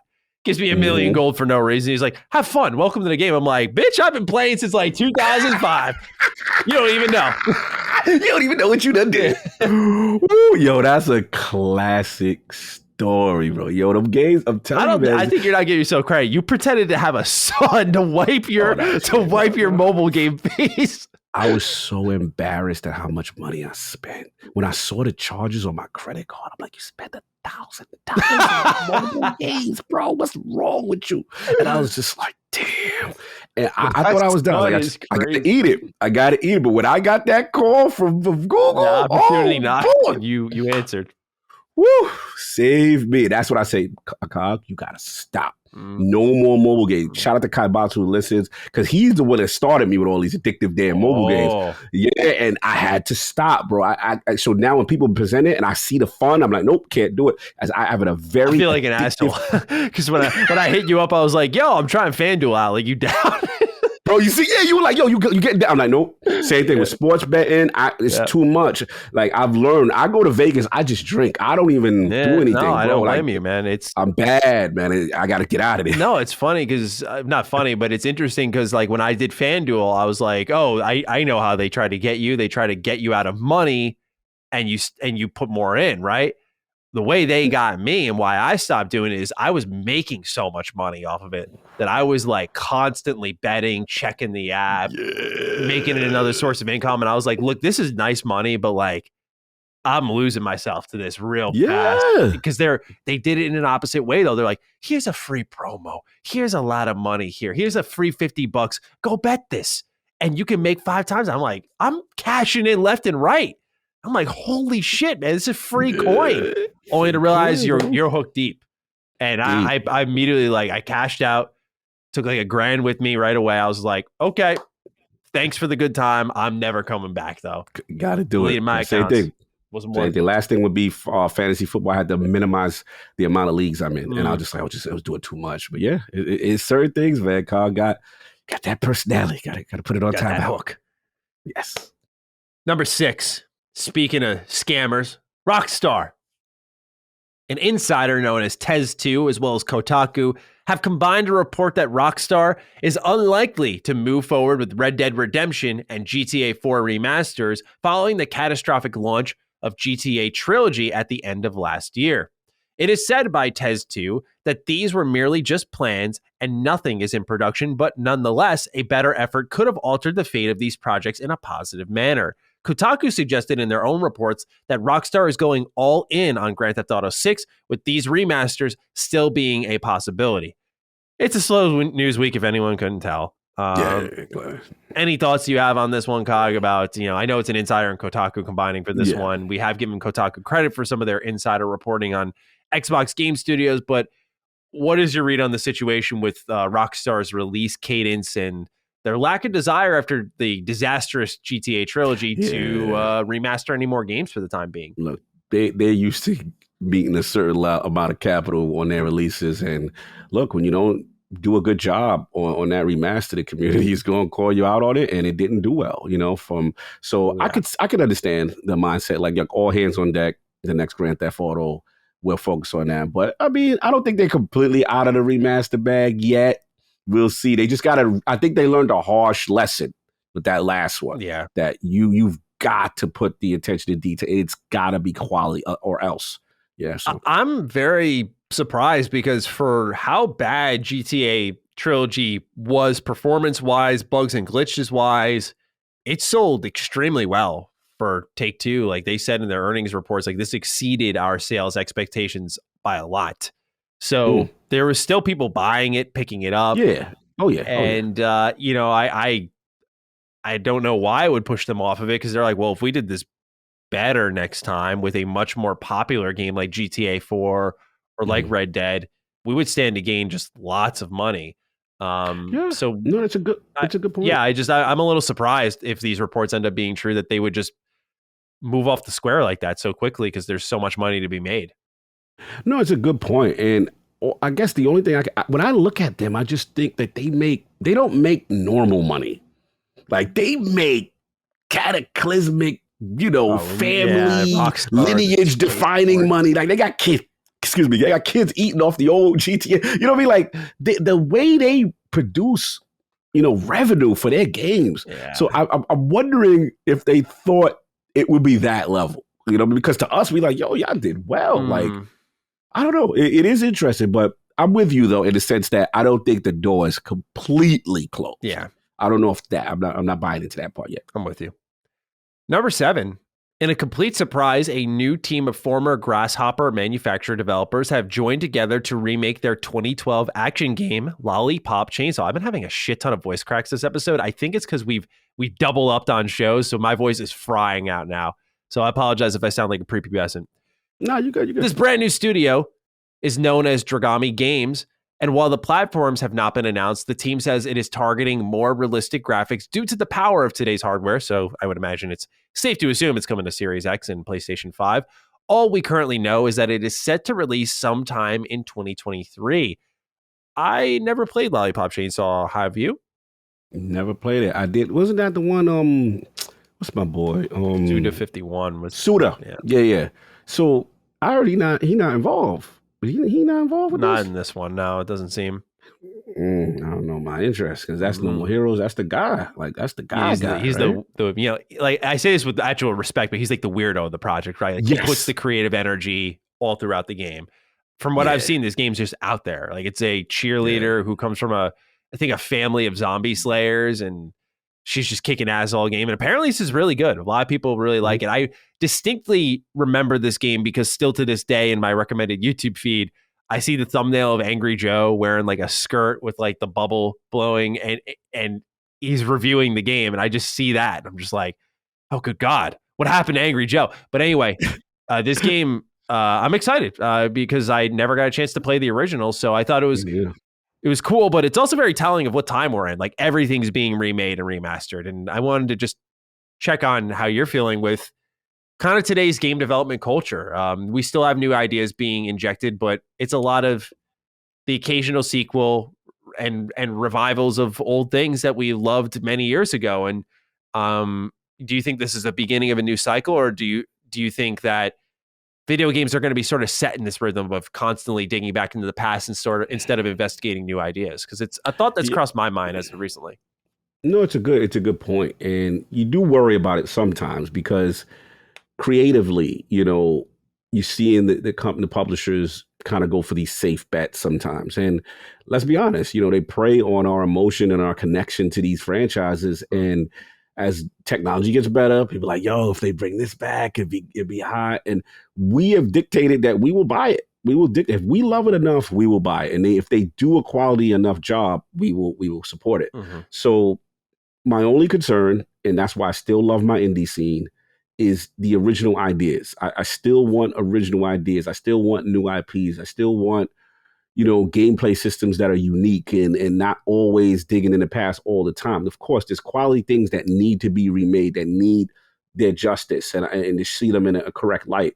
But I'm also, like I said, I'm pro indie, and that's why I'm loving what Xbox is doing, and they've turned their whole thing around with the idea at Xbox. They don't get enough credit. I really like supporting that kind of stuff because to me, those are the trendsetters. Those are the guys that's going to dictate where gaming is going to go, because when a big publisher sees it, They go, oh, okay, now we're gonna get behind these guys. Let's give them a budget, and then we'll continue on. So that's where I'm at with it. I'm not completely anti remaster remake because obviously I ain't gonna lie to you. When it's something I like, when something Cog like, you know what I'm saying? I'm picking it up. You know what I'm saying? Of course. I'm first in line with certain ones, but yeah, I like the original stuff. If you had to put it that back, yeah. It's just something that's been kind of rolling around in my brain. I don't think it's a positive or a negative thing currently, because I still think we are seeing a safe enough injection of new ideas.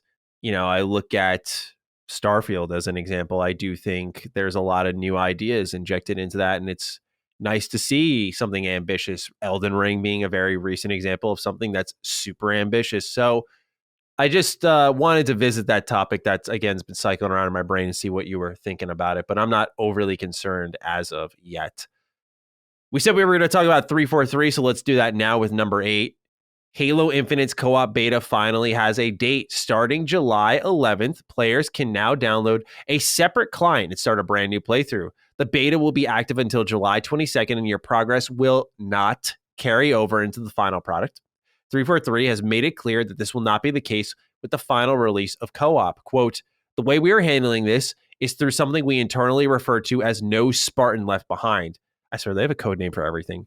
When players join the fire team and choose their save slots to play on, the game aggregates the states of all missions across those saves and sets up a world state in which any missions can be completed by all fire team members are marked as complete, while any missions not completed are marked as incomplete, end quote. So, Cog, I sit in a very unique batch of players who, when I reviewed the game, no Chivos.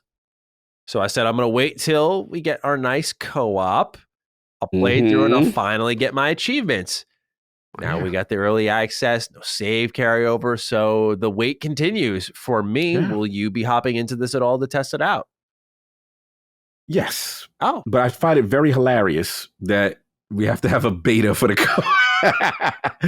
I think I am starting to gloss over certain things 343 does. Like, I think they flight test literally everything, and I can't help but toss my hands at it. Yeah, it just goes to show you, to me, how behind they are. I think this is just an indictment on how behind they are as far as development. That, look, I'm not mad that it's coming. No, of course, you're happy that it's finally coming. But man, like I said, this release date was last year. So then, to be honest, the thing that's bothering me a little bit, but I understand it, it's not really talked about it yet, was I don't know if you got a chance to see this whole idea about co-op tethering. No, I might have missed that. Oh yeah, I'll send you the joint. And what bothers me is that, look, I know from a CPU standpoint, this kind of affected State of Decay. And, you have 4 players, and then when we go out, we go loot and we do whatever. But we had this circle that we had to stay in. And if you get out of this circle, you're going to get pulled in. And then what Halo Infinite is saying, like, from what I'm hearing, the reports are, again, I got to get more confirmation, but the early reports are there is some level of tethering so that you might not, Matty might, if me and you are playing, you might not be going to the other side of the Zeta Halo, and I'm, on one side, I have to stay with restricted on one side, and there's going to be like some type of warning indicator. To me, it depends on how big this radius is. There's a part that I want to explore. And that's why I'm curious about Redfall. This links to my Redfall thing. I think we talked about it on our Redfall episode with Jimmy Champagne, Defining Duke Ultimate. I remember you mentioned is that this. I want to know how that's handled. It may be a situation where technology is just not advanced enough from a CPU standpoint that multiple in a cooperative setting that people could go all over the map. I understand mission structure and mission completion. I know Matty doesn't like that in Redfall. I understand that, but I do struggle a little bit with the radius and how is it going to be bigger than something like State of Decay? Because the State of Decay radius I felt was a bit small, and it takes away from it. Because I think it's hot to be like, yo, you going over here, you go explore that base. I'm going to go get this Spartan armor. Okay, you go over there, and we still in the same world. I was hoping that we get to that point with these processors, but maybe we're not there. So I'm curious about that. Yeah, I'm reading about it now in this article you sent me from toptierlist.net, and how players can't run necessarily too far from each other. Potentially, they're calculating the distance, and they're saying it'll be shown in meters. The first value is a warning radius, which will translate to 800 feet or 243 meters, and then a kill radius is 1,000 feet or 304 meters. Mhm. And yeah, I mean, I personally don't actually worry about that too much because when I'm playing co-op, I'm next to the person I'm playing with. Like I'm when I say next to them, I mean like in game near them. I'm usually not way off the beaten path. Like, if we're in a hub and I can't go into a different room while they're in a different room, that's the problem to me. If I can't go and like manage my inventory in a different room, like I think at the Division when you're in that like hideout, if I couldn't go into like the weapon repair shop while my squad mate was like on the other side, like buying something from the vendor, then we have a problem. But otherwise, this to me isn't actually super concerning from my opinion. No doubt. You just want to see how it's implemented. Number 9, Ubisoft has announced that effective September 1st of this year, it will be decommissioning the online features of multiple older games, being Anno 2070, the multiplayer linking accounts and online features will be disabled. Assassin's Creed 2's multiplayer linking accounts and online features disabled. Assassin's Creed 3's multiplayer linking accounts and online features, as well as access to DLC, disabled. Assassin's Creed Brotherhood, multiplayer linking accounts, online features, and DLC, disabled. Assassin's Creed Liberation, multiplayer linking accounts, online features, access to DLC, disabled.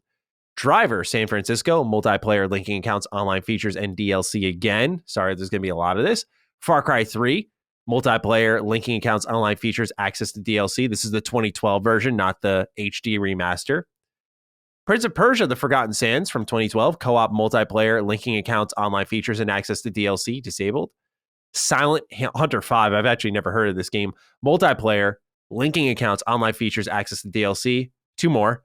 Space Junkies from 2019. As a multiplayer-only title, you'll be unable to play the game going forward. There has been no updates on the store page for this, announcing that this is the case, so you can still go and buy Space Junkies. And then, last but not least, Splinter Cell Blacklist from 2013. Multiplayer linking accounts and online features will be disabled. Ubisoft says that, quote, closing the online services for some older games allows us to refocus our resources on delivering great experiences for players who are playing newer, more popular titles, end quote. Cog, you sent this my way, and I would love to hear you speak on it first because I do feel like I'm missing something. This was a headline across multiple websites.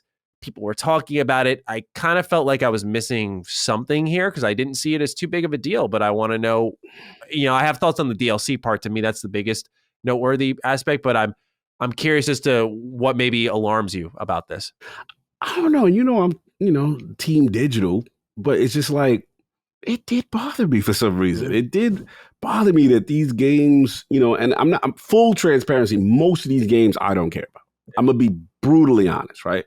But morally, I just felt weird about it. That it's like, okay, you can't access the multiplayer and you can't access DLC that you paid for. Like, I don't know, man. It didn't sit that good with me for some reason. So I was like, let me just see how Matty take your temperatures. I know we've had conversation about game preservation and keeping things around. That's where the DLC stuff comes in for sure. Yeah, and that's the part that I'm like, again, multiplayer servers, part of me gets it, but it's like, I guess the reason why it bothered me because when I looked at the statement and they're saying that allows us to focus on having resources for newer experiences and so on, popular titles. For some reason, maybe they didn't say this, but I internalize it like, we may remaster this stuff, you know what I mean, kind of thing. And maybe they don't have that intention, but it just, I don't know, man. And maybe it's an overreaction, but I just felt weird about it. I didn't know how that sat with me. So I was just curious with you.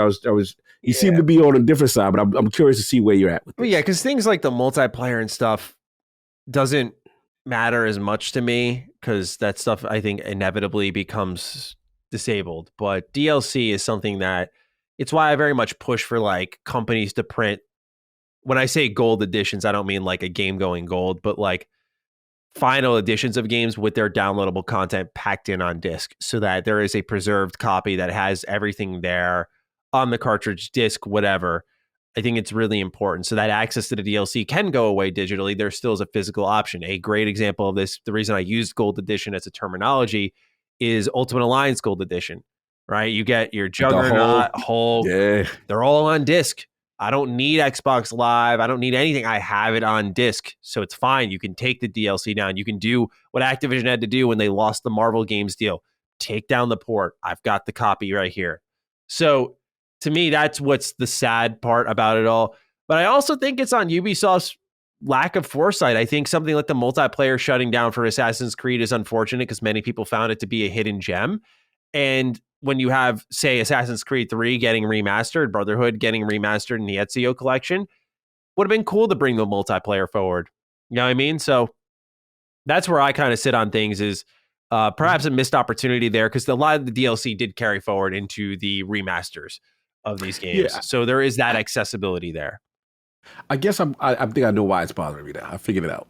When we talked about the last Duke, we were talking about Mass Effect Trillion. And one of the writers wrote in about, hey, whatever happened, with the multiplayer aspect. And as a fan of the series, it had a very underrated multiplayer, cooperative multiplayer on that one. Oh yeah. Yeah, like it was fun. It was a really cool component. They integrated in a nice, decent way with galactic readiness. So I was just empathetic towards those people who may have been fans of multiplayers of some of these franchises, and now it's like there's no way you can play that ever again. It just, and I get it with server maintenance. I get it with upkeep. I get it if if they say, hey, we look at the player counts like no one's playing it, right? Okay, fine, probably great. I can't fight you. Yeah, no one's in the servers are dead.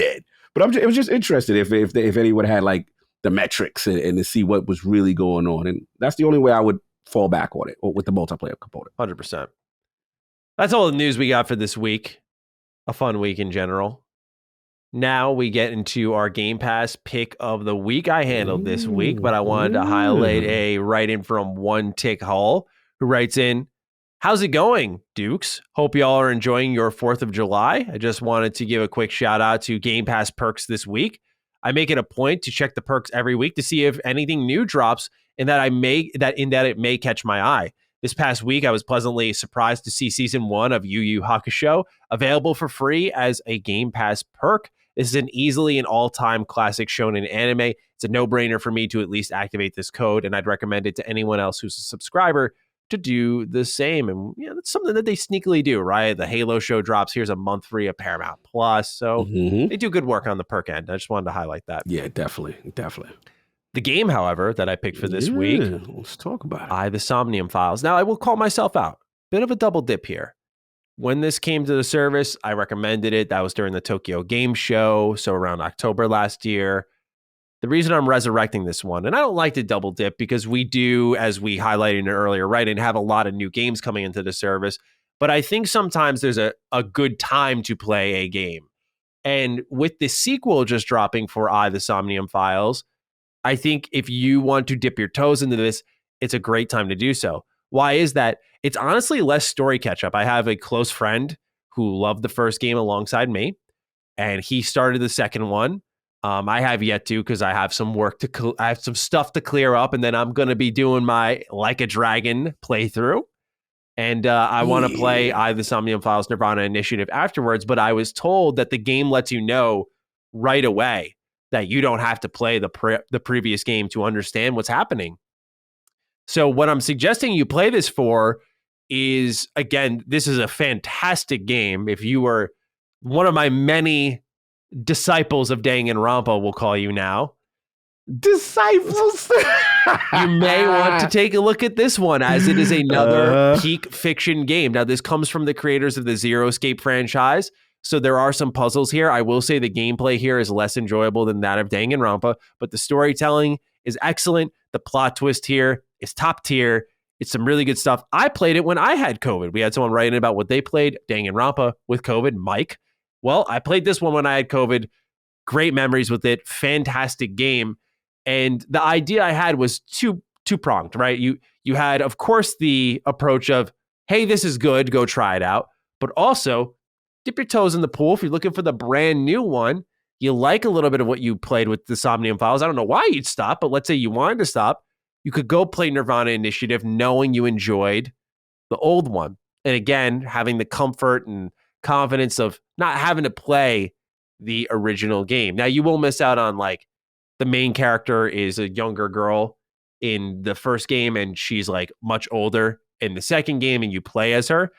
So there's little things like that will be missed. But otherwise, it seems like you can go in relatively blind, and that's actually pretty cool for a sequel. Mhm. Very rare. So I just want to recommend The Somnium Files. It's at the top of the Game Pass library. You don't got to go digging for it. The Somnium Files. Mhm. Great box art, by the way. Yeah, quick question. I'm noticing an investigation theme Yes. here. Matty definitely likes that. So, like, what separates this one? I know you said it's not better than Danganronpa, but Watch, this is the one that if you ever play this, you'll like it more. This be the one I like, right? So I'm curious, like, what is it about the way they handle investigation and this whole dream thing, and that you like? I like that my expectations going in with like Zero Escape is usually you have, well, in this game, there are branching paths with multiple endings, but they all unite to a climax ending, if you will. That is the official final ending. And Zero Escape had done that, but with Zero Escape, when you start off, like you're going down all these branching paths and some can hit less than others. And I feel like here you occasionally have those speed bumps. The gameplay itself, though, what I like about it is despite those speed bumps, it's all one mystery. You're moving through one story, where in like something such as Zero Escape, it's like this is this person's storyline, this is this person's storyline, and they all combine, and there's this, especially in Virtue's Last Reward, there's this moment of like, holy shit, it's insane. But I think with The Somnium Files, it's that kind of gradual progression of like one whole narrative and getting to the bottom of a murder that has occurred. And you all know, I love my murder mysteries. This is so bad. Yeah, I love my murder mysteries. Yes, because it's not a spoiler. I'll just say it starts off with someone important dying and their eyes are missing.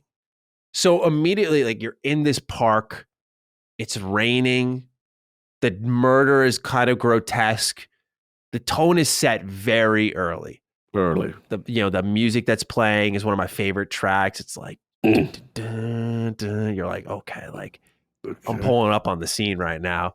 Let's see what's going on here. I'd say the other thing I don't like about this game compared to Danganronpa is I feel this game is weirdly fan servicey at times for no apparent reason. And y'all know I'm not like a fan of like game romance fan service shit. I'm just like, go away. Like, why can't you all be more like Attack on Titan, which literally shows like you can have your Japanese style creation with no weird fan service stuff. But I get some people really like it.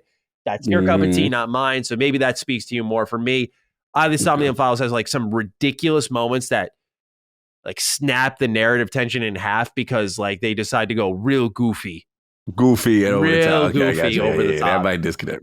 Big disconnects at times. And I'm just like, what? There's a segment with a porno magazine and a pistol. I'll just say that. And it's just ridiculous. So yeah, there are some points here. There's some points here where it gets on the side of ridiculousness. But if you can push through that, which isn't asking much of you, it's just like small segments, you can really overlook them. You got something pretty good here. But fun murder mystery visual novel style game with some puzzles in the mix. No doubt. Somnium Files. Okay. 4 questions now to end the show. As I mentioned, we moved Ed's question up to the top. So same count, just different order. Stephen Richard writes in, Weeb lover Matty and turn-based King Cog. We got a game overview of One Piece Odyssey where the director and other key people from the game dive deep into the game. And one of the standout points from the gameplay front was how they were doing combat. A simultaneous turn-based combat system involving multiple characters and enemies, being able to switch out characters freely, similar to Pokemon, and having different combat areas in one battle. I thought this was a great twist on what turn-based games are typically. How did the Dukes like this slight evolution of turn-based combat? And where does your interest/excitement stand with the game so far? Personally, I'm not expecting anything amazing, but this game does look like I could put some quality time into it and have a blast with it. Hope you guys have a did Stranger Things really do that to my emotions kind of day. My girlfriend was talking about that. Apparently it's wild. Everybody's talking about it. I got to catch up, man. It's crazy. So have you had a chance to check out One Piece Odyssey? Yeah, I checked it out. It looked good. It looks good. I like that. I like a little twist on the phone. I'm always like, that's why I said I'm as turn-based cog.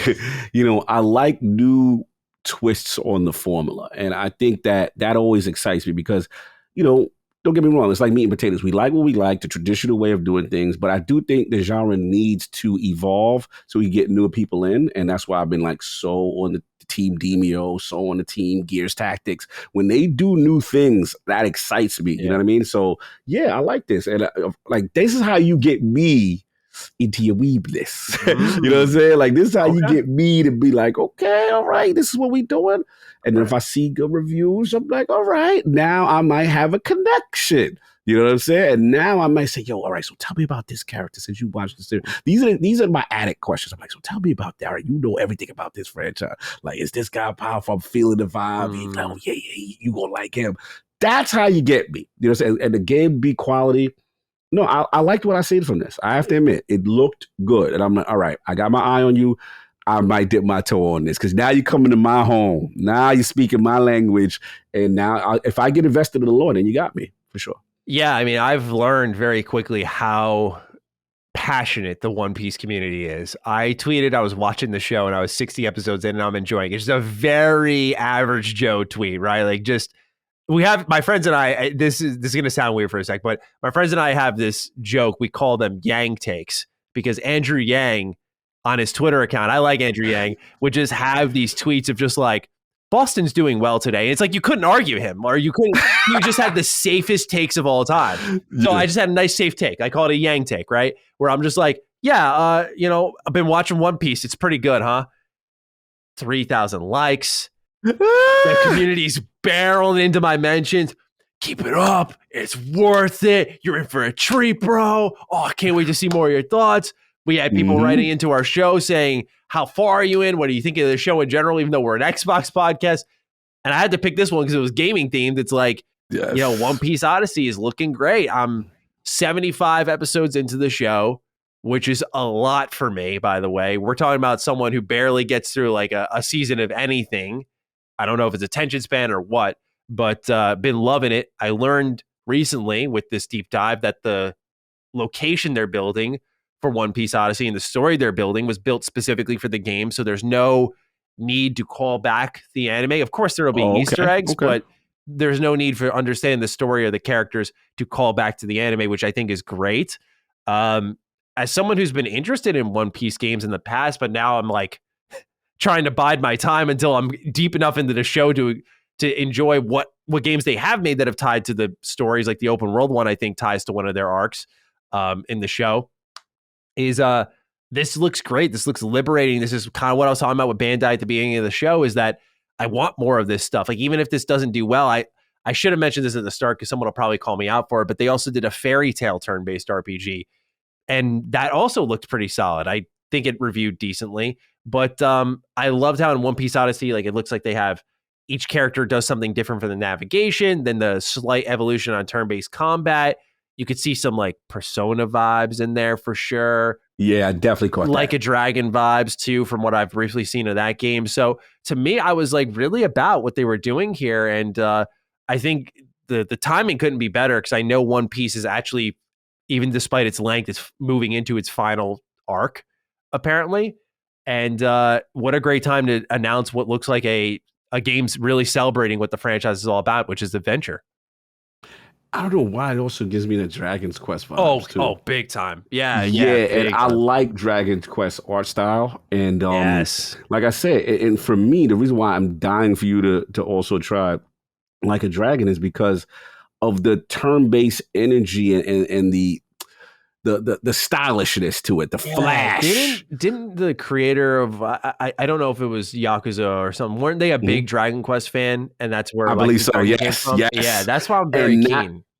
That's the energy I got. And to me, that's the evolution of turn-based. When you throw that, because see, that's how you get the guy that doesn't like turn-based games into it. You throw this flashy cinematics over the top. Now you can get a casual guy that wouldn't play it, because let's be honest, that traditional overhead small character look turns some people off automatically. It doesn't matter how good the game is. But when I'm looking at One Piece, I'm like, yeah, this will get me into it. You know what I mean? And that to me is the new gen of that. I want to call it cinematic turn-based, hashtag just one turn-based I like energy.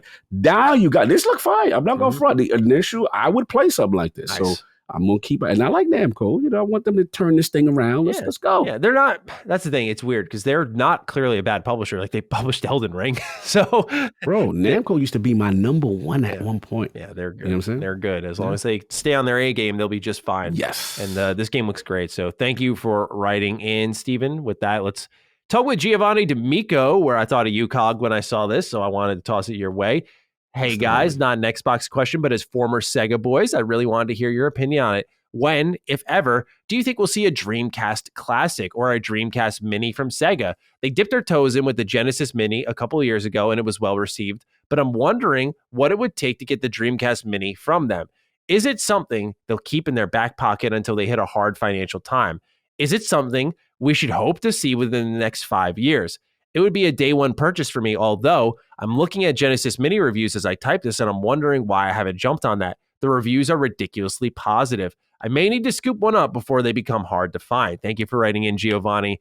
Cog, I don't know if you have any interest in these mini consoles. For me as a game collector, people may be interested to know the only classic I own was the PlayStation because that was the easiest to find, but the NES and SNES classics, I don't have those. So I don't know if you are a purveyor of classic consoles, but what would you be interested in Dreamcast Mini?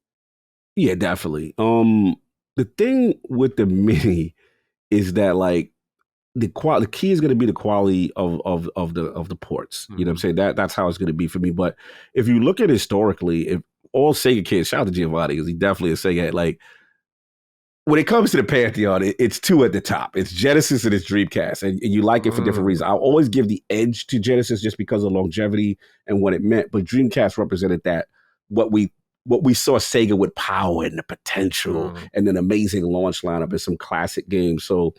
Yeah, I pick it up. You know what I'm saying? Like Gcast definitely holds some memories for me. You know, I love it. So yeah, absolutely. Do I think they'll do it? It's a good question. The key is the demand, right? The key. You know, I've seen recently an article with Yu Suzuki talking about the mistakes he made with Shadow 3.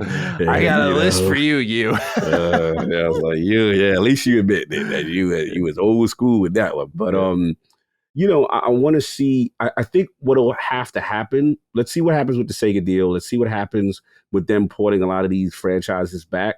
I think they can sit on it. The only thing I worry about it is when I look at that Nintendo deal and I see them like, well, maybe I'll make a tier in Nintendo Online and call it a day. Like, is there a true demand for it the way I selfishly want it? That's the key. You know, Genesis is kind of a no-brainer, but I'll be outside for a Dreamcast Mini. I ain't gonna lie, I like it. I'd do the same thing, and I think they'll do it. I think it just with the success of the Genesis Mini, it just seems like the next logical step. I think probably their most well-known console, would that be fair to say, is the Dreamcast? And absolutely, I think it holds a lot of nostalgic power for those who are like you and me who grew up with it, but for those who never owned one because it was kind of there and gone, that might be a cool opportunity to experience what was there. Yes. So I would be all about it. But also we've seen Sega buddy with Nintendo with the expansion pack, and maybe you do like a Dreamcast expansion pack. That's what I was thinking. Yeah, I could totally see them doing that. Totally. Because it's interesting to see that the Nintendo Switch Online service has been, I think, bolstered more by Sega Genesis than Nintendo's own offerings. Own titles. Isn't that some shit right there? Imagine if EA Play, I guess technically EA Play is offering more than first party studios currently. So I take it back. I was about to cut a good joke, but never mind. Moving on. Odd Apps has a health is wealth question. We always like to get these in when we get them. Hey, Dukes, keeping with the health is wealth theme you lads roll with, what chairs do you boys adopt? It looks like Matty has a slick ergonomic number and Cog has the classic racing style chair. We spend so much time sitting on our backsides, it's important to have a good seating setup. Bonus question for Matty. How important is the stand-up desk option you have? They seem like a great way to mix things up during long work days. Take care, lads, and have a I never knew chairs could cost over $1,000 kind of day. And he puts in parentheses Herman Miller, which is where I was looking before I found this one. Yes. Chair game, right? It's important. It's super important. Yeah. My I told you, did I talk to you about my lower back and like how many problems I was having? Yeah, you were telling me. Yeah, bro, it was like weeks. I had to replace the chair. Like I had this $50 Amazon chair I was in for a while, and honestly, I'm not a cheap person, but I think I was being cheap on the chair, and I should have upgraded.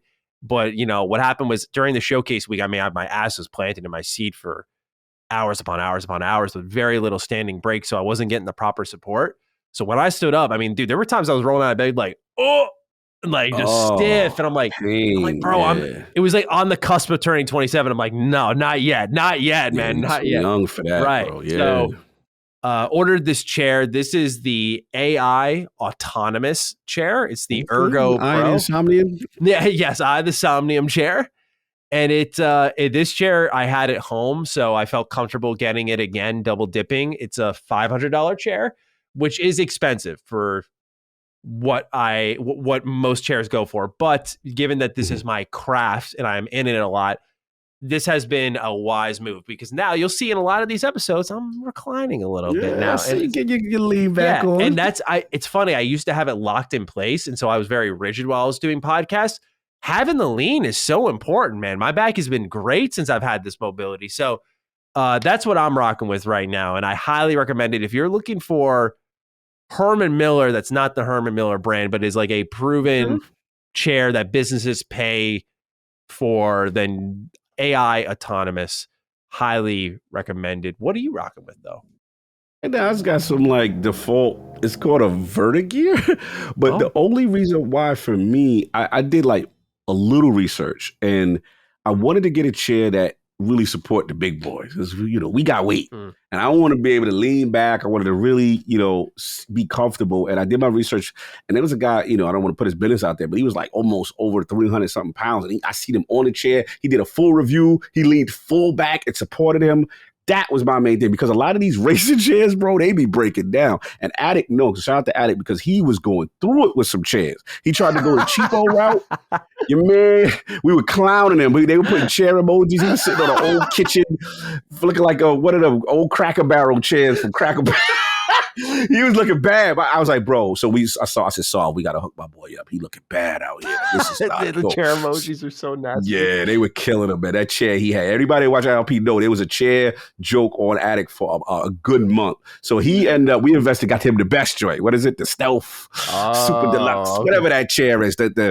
So he's loving it. And the only thing I will say to anybody with these chairs is you can't see it here, but the armrests, right? Whatever you do, highly recommend. Please get the cushion support covers. You get them on Amazon. They slip over. These joints are too hard. And you resting your elbows. You're in your chair making content on a computer, gaming and all that for hours on hours. And remember I told you, Cog with the arthritic stuff, this protects you, bro. It's soft. It's nice. And that's the key. That lower lumbar support for the back as well. You know what I'm saying? I have one here, and then obviously I have this one for the neck, and I'm good to go. You know what I'm saying? You can kind of lean back and you can chill and you're good. But yeah, man, it's important. We as gamers are in this thing. And I got to do a little plug, even though they didn't give me a bag yet, but I'm very nice with them. I want to plug Valari Gaming Pillow. I thought at first they might have been a gimmick, but I have to say, it's in the living room right now because that's where I do my big time gaming in front of my console gaming. But like, there is something. Remember I told you about the arm support, the elbow support here. There is something about when you're on a regular chair with a controller on a hard kind of surface, bro, you throw that joint on the pillow. I even done it with my VR, and it's nice. I could do long gaming sessions without pain. So having soft surfaces, whether it be if you don't want to do the gaming pillow, if you get one of these type of chairs, do the sleeves, support your elbows, guys. People are tearing their elbows up, and people are young, so they're not feeling that. Wait till you get to my age, them joints tear you up. Trust me. Well said. Yeah, no, you steered me on that path. Remember, I showed you these don't have it, but I've been conscious of it where I'm not leaning on them until they come in the mail. But you put me on the cushions because I could have sworn when I ordered those cushions, I bought 2 sets, but I've looked all over the studio and I can't find the second set. I'm just like, I didn't really want to put a new order in, but I checked literally everywhere. I don't know where they could be. Oh, that sucks. Yeah, you got to get them joints back. If you can't find the brand, let me know. I'll send you a link. You might have. I've got them off Amazon. But anyway, bonus question. How important is the stand-up desk option I have? Oh, yeah. Let me ask you. I have a fatigue mat below me that I'll stand on. Definitely for certain days where I know I'm going to be sitting a lot. Like today actually was a day I should have used it. We did back-to-back almost 2-hour podcast. Now we're nearing 3 on this one. So I've been sitting for almost a combined 5 hours, and I'm going to go home after the gym and probably play games. So it's a lot of sitting. Today would have been a perfect day for the standing desk. It's exactly how you described it. It's a good way to mix it up. But a lot of people, like Dustin has, as many people have seen when watching the video version, he has like a nice ass standing desk that, I watch him so swagadiciously, like flick the switch, step back. He just folds his arms. The desk raises up slowly. Ooh, yeah, I'm like, okay. Meanwhile, I got this $50 attachment that rests on top of this desk I got here. There's a little hatch on the side. I pick it up and it kind of like lifts up on its own. And it may not be fancy, but it's a good option if you're looking for the standing desk extension offering without buying a whole new desk. So check that out. But yeah, it's definitely worthwhile. Keeps the blood flowing a little bit. And what I also have is in the hallway. I don't know if you can kind of see if I lift up my mic. See that box? Yes. So under the desk treadmill coming soon. Okay. Coming soon. Just because I'm not trying to lose weight, I'm trying to gain weight if anything, but movement's really important. Active, activity, big time. I envision editing a video walking on. Getting a little motion in. Letties is our last write-in of the episode, Cog, so let's do this. Hello, Dukes. Do you guys think Xbox is not doing enough to make new entries in their dormant IPs? In a video by Babylonian about Phantom Dust, the original game's creator, Yukio Futatsuji, said that he would be open to returning to Phantom Dust, but Microsoft hasn't approached him yet. This follows statements from Iron Galaxy saying that they'd be interested in returning to Killer Instinct, and Platinum practically begging for another chance at Scalebound, but it seems like there's nothing going on for either of those games. On top of that, it's hard to believe Microsoft is unable to find a partner for Banjo-Kazooie, especially with how beloved that IP is by both fans and many people in the industry. It just feels like Microsoft is not interested in doing the legwork and would rather wait for an opportunity to come to them instead of going after one themselves. Cog, do they not have the itch enough? This is a good question, ladies. I've been on them about this type of stuff. I don't feel they do a good enough job. I feel like a little too passive. Like it's something about with their legacy stuff. I feel like we shouldn't be having to chase them down about when are you going to be doing this. And it comes back to what I talked about with theatrics of game shows and, the by the way, one more thing moment that Xbox is missing. And these are the type of moments. Now, I'm not going to say, oh my God, just because they announced Phantom Dust, that's going to be it. But like, you have some history, you have some IPs, and they seem to miss out. I think about you and, with the whole KOTOR thing, right? I think about, we talked about Team Ninja and Ninja Gaiden thing. Like, these are things that debuted on your platform that got people to invest into your ecosystem because of it. Even, I think Colin even admittedly picked up an Xbox because of KOTOR. Like, bro, like, there's things that are synonymous with you.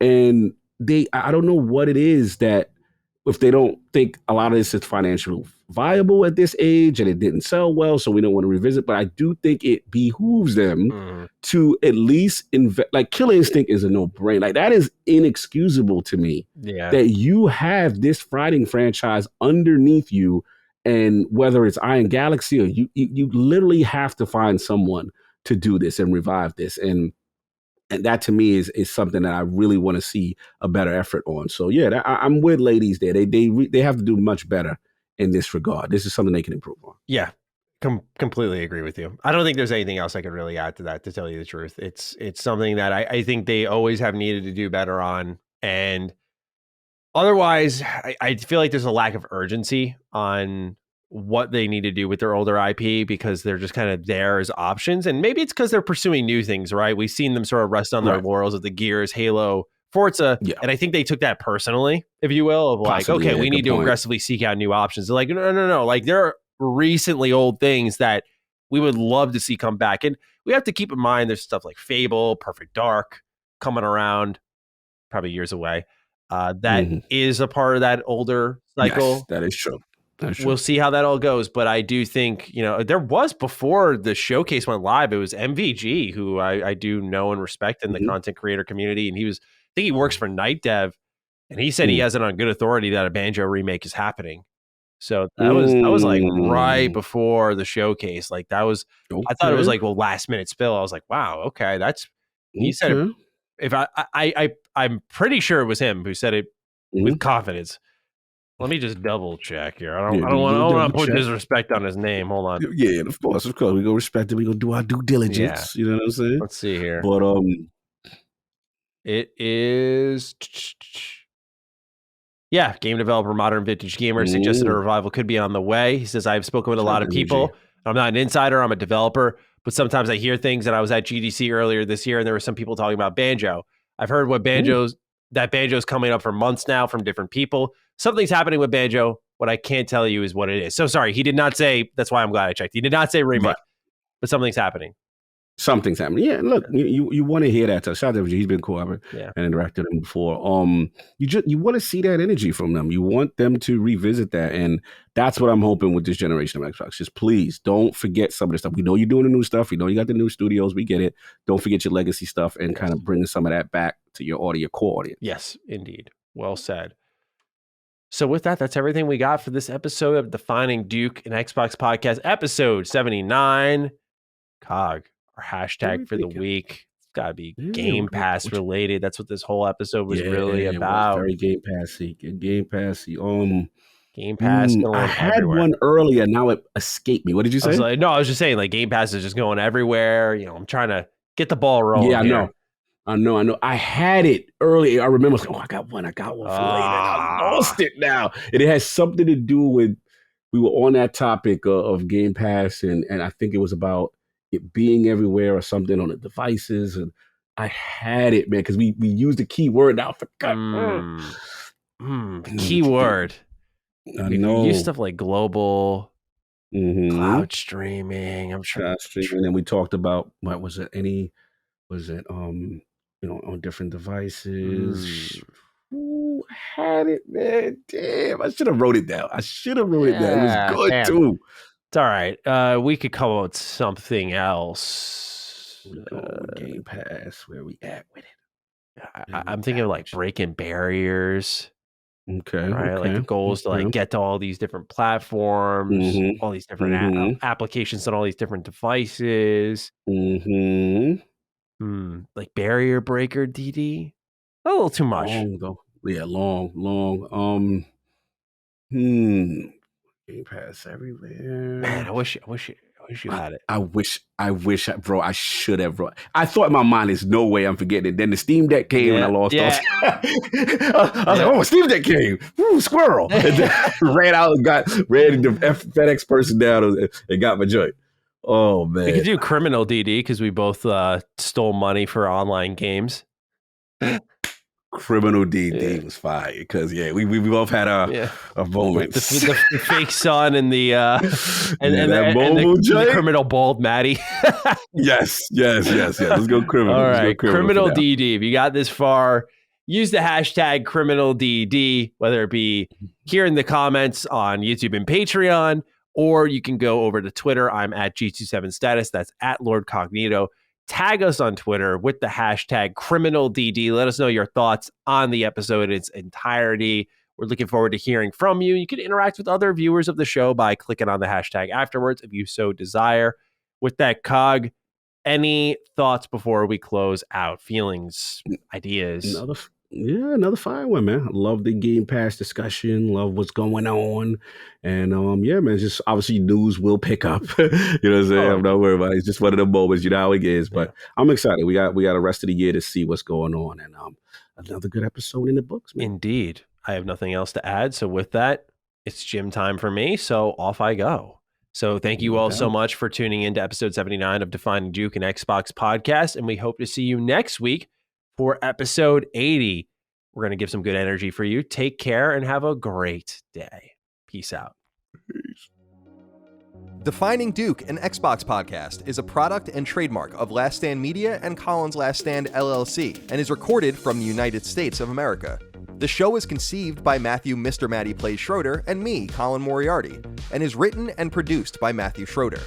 Matty's co-host is Barry Lord Cognito Eversley. Defining Duke's executive producer is Dustin Furman, and the show is edited by associate producer Ben Smith. All of Last Stand's theme music is by Ramon Narvaez. As you know, all of Last Stand Media's shows, including Defining Duke, are fan-funded on Patreon at patreon.com/laststandmedia. The following names are at the producer support level on Patreon, and we're thankful for your kindness and generosity.